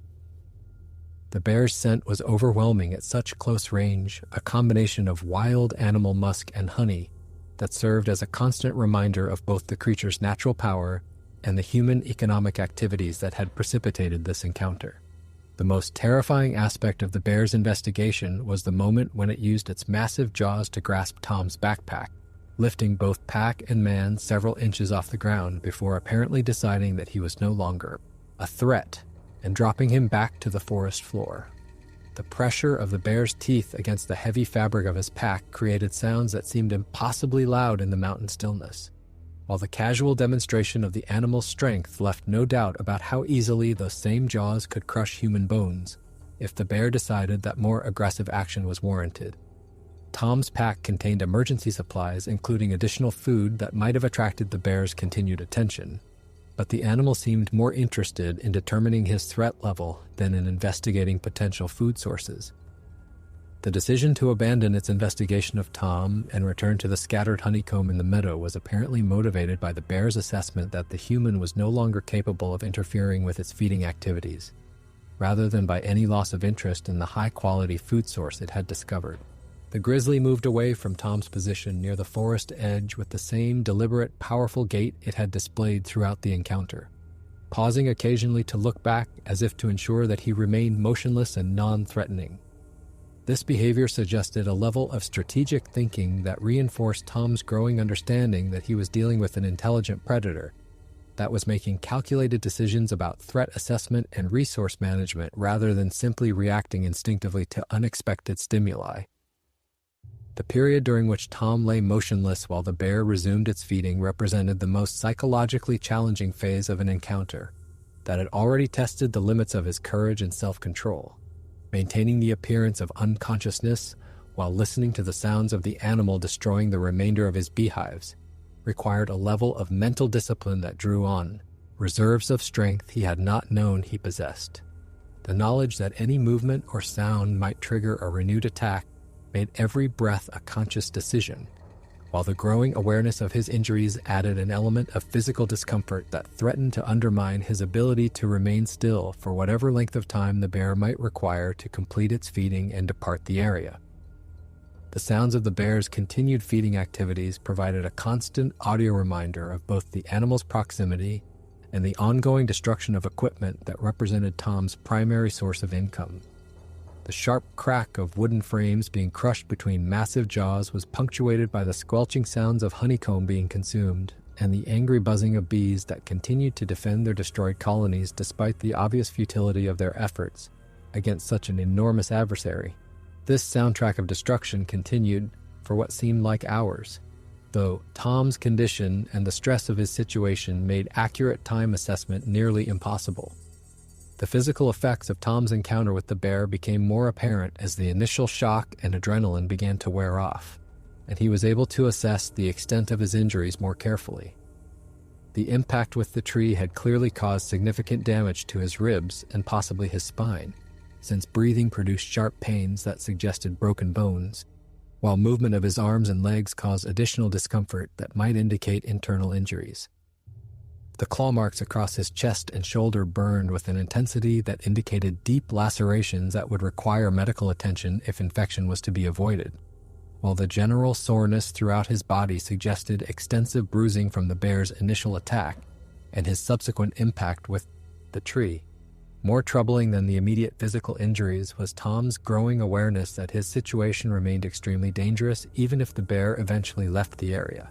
since his remote location and limited communication options meant that he might be unable to summon assistance even if his injuries allowed him to reach his emergency equipment. The satellite phone that had apparently triggered the bear's initial aggressive response lay somewhere in the meadow where he had dropped it during his retreat, possibly damaged beyond repair and certainly inaccessible as long as the grizzly remained in the immediate area. His truck represented his primary means of escape, but his current physical condition made it uncertain whether he would be capable of operating the vehicle even if he could reach it safely. The bear's feeding activities seemed to follow a pattern that suggested the animal was familiar with beekeeping equipment and had developed an efficient methodology for extracting the maximum amount of honey from each destroyed hive. Rather than randomly destroying the remaining boxes, the grizzly appeared to be working systematically through the scattered equipment, focusing its attention on frames that contained the largest amounts of stored honey, while largely ignoring empty boxes and other materials that held no nutritional value. This selective feeding behavior reinforced Tom's assessment that this was an experienced animal that had probably encountered similar food sources in the past, possibly explaining its lack of fear when confronted with human presence and defensive equipment. As the morning progressed and the bear continued its methodical consumption of Tom's honey stores, he began to notice changes in the animal's behavior that suggested it might eventually abandon the area voluntarily rather than maintaining a permanent territorial claim over the meadow. The grizzly's feeding pace had slowed considerably as it worked through the remaining honeycomb, and its periodic pauses were becoming longer and more frequent as if the animal was becoming satisfied with the quantity of food it had consumed. These behavioral changes offered some hope that Tom might eventually have an opportunity to reach his truck and attempt an escape, though his injuries made it uncertain whether he would be capable of taking advantage of such an opportunity if it arose.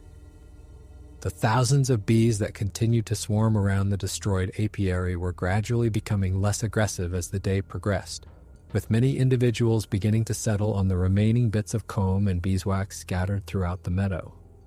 This reduction in bee activity was probably due to a combination of factors including the destruction of their organizational structure, the gradual depletion of their energy reserves, and the increasing heat that was making sustained flight more difficult. The calming of the bees represented a positive development from Tom's perspective, since it reduced one potential source of additional complication if he eventually attempted to move through the area, though the presence of so many displaced insects would continue to create hazardous conditions for anyone not wearing protective equipment. The afternoon heat that Tom had worried about earlier in the day was beginning to affect both him and the bear in ways that might influence the eventual outcome of their encounter. The increasing temperature was making his prone position on the forest floor uncomfortable and potentially dangerous due to the risk of dehydration and heat exhaustion,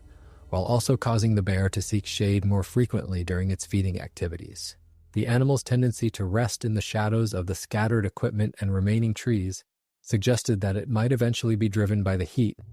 to abandon the meadow entirely in search of cooler conditions, providing Tom with the opportunity he needed to attempt an escape. The gradual realization that he might survive this encounter began to compete with Tom's awareness of the long-term implications of what had transpired in the meadow that morning. Even if he managed to escape without additional injury, the destruction of his Montana operation represented a financial catastrophe that could threaten the stability of his entire business and his family's economic security.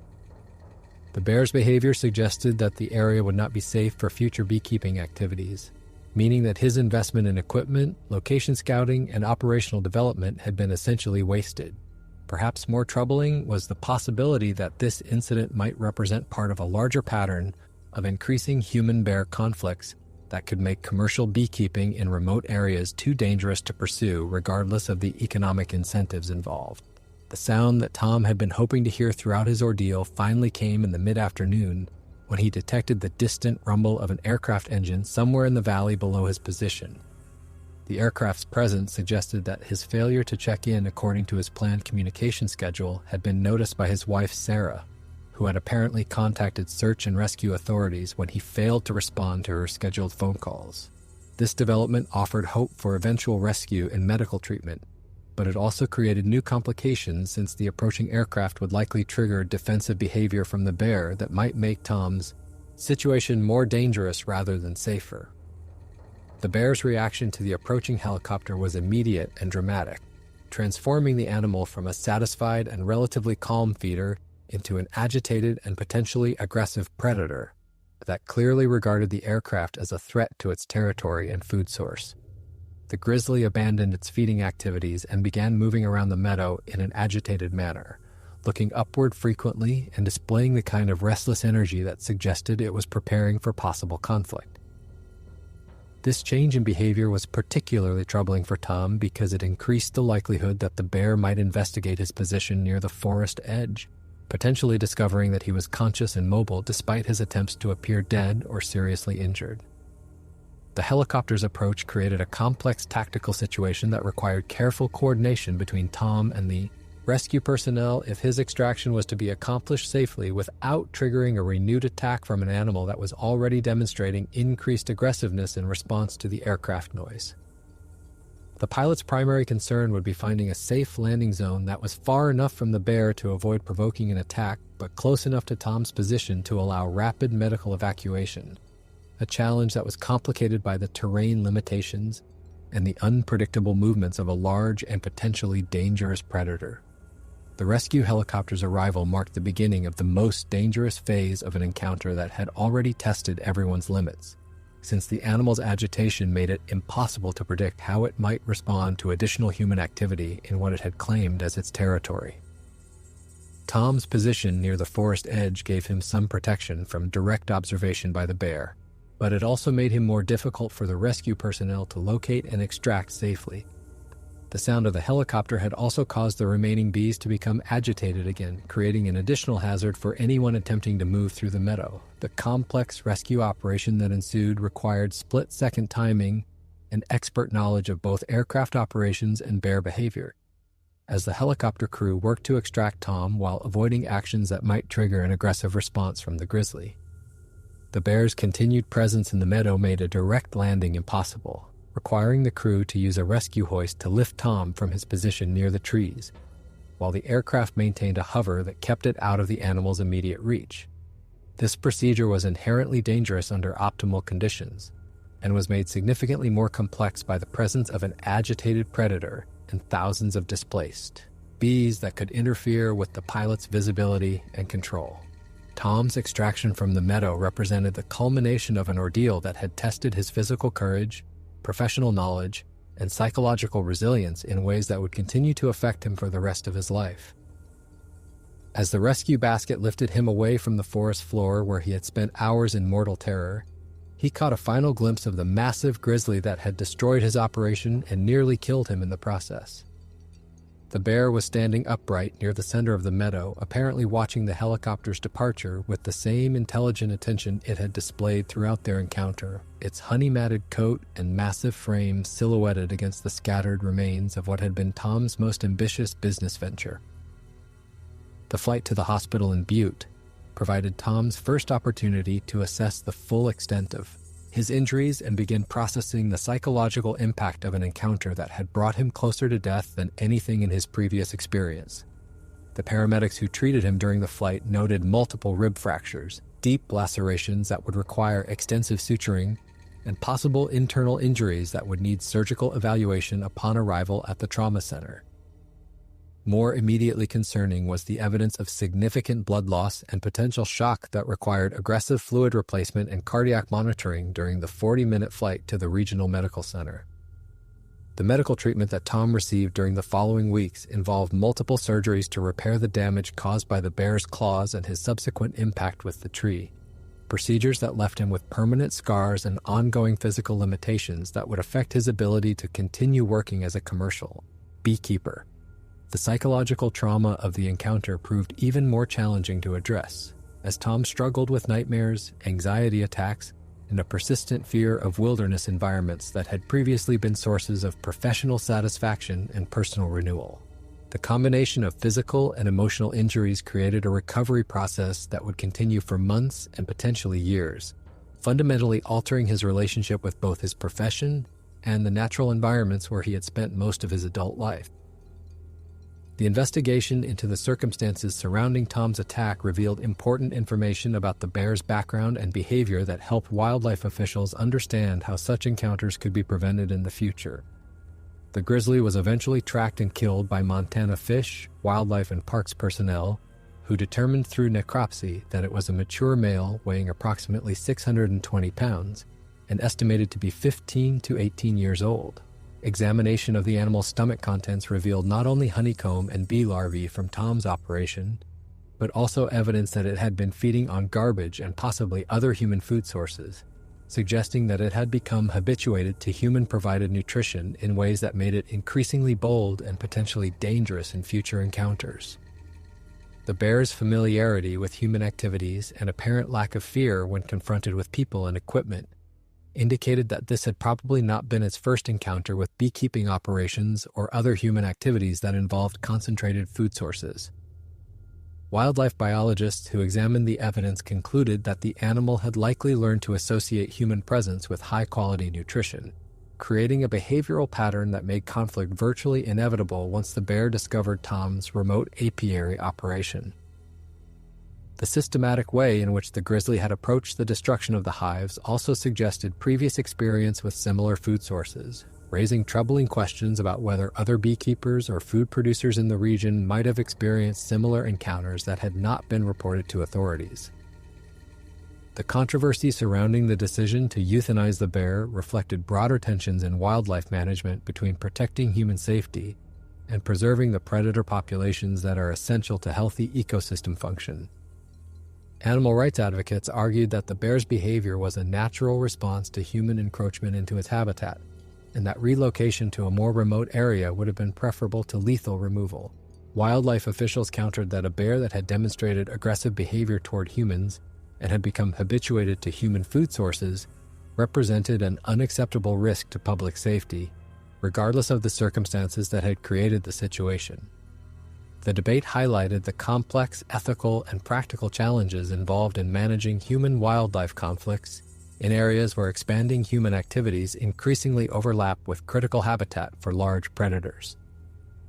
The lessons that emerge from Tom's encounter with the grizzly bear provide valuable insights into the challenges of pursuing economic activities in areas where human presence intersects with the territorial needs of large predators. His careful preparation and adherence to recommended safety protocols had clearly been insufficient to prevent a dangerous encounter with an animal that had learned to view human activities as sources of high-quality nutrition rather than threats to be avoided. The failure of bear spray to stop the animal's attack despite proper deployment at appropriate range demonstrated that even the most recommended defensive equipment could be inadequate when dealing with determined and experienced predators. The economic implications of the encounter extended far beyond the immediate costs of medical treatment and equipment replacement, affecting Tom's ability to continue operating his business and his family's long-term financial security.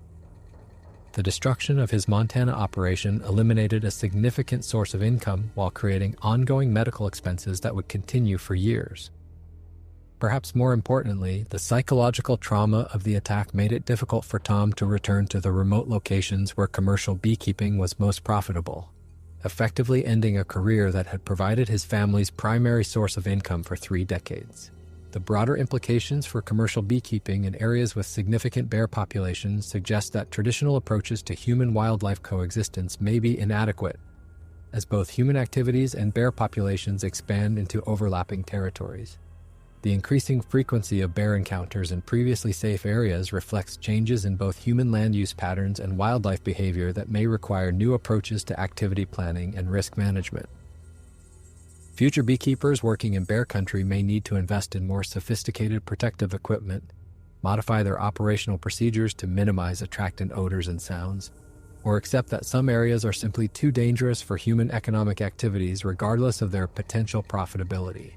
The policy implications of Tom's encounter have influenced discussions about appropriate responses to human-wildlife conflicts and the responsibilities of both individuals and government agencies in preventing dangerous encounters. Some wildlife officials have argued for stricter regulations on activities that create concentrated food sources in areas with significant predator populations,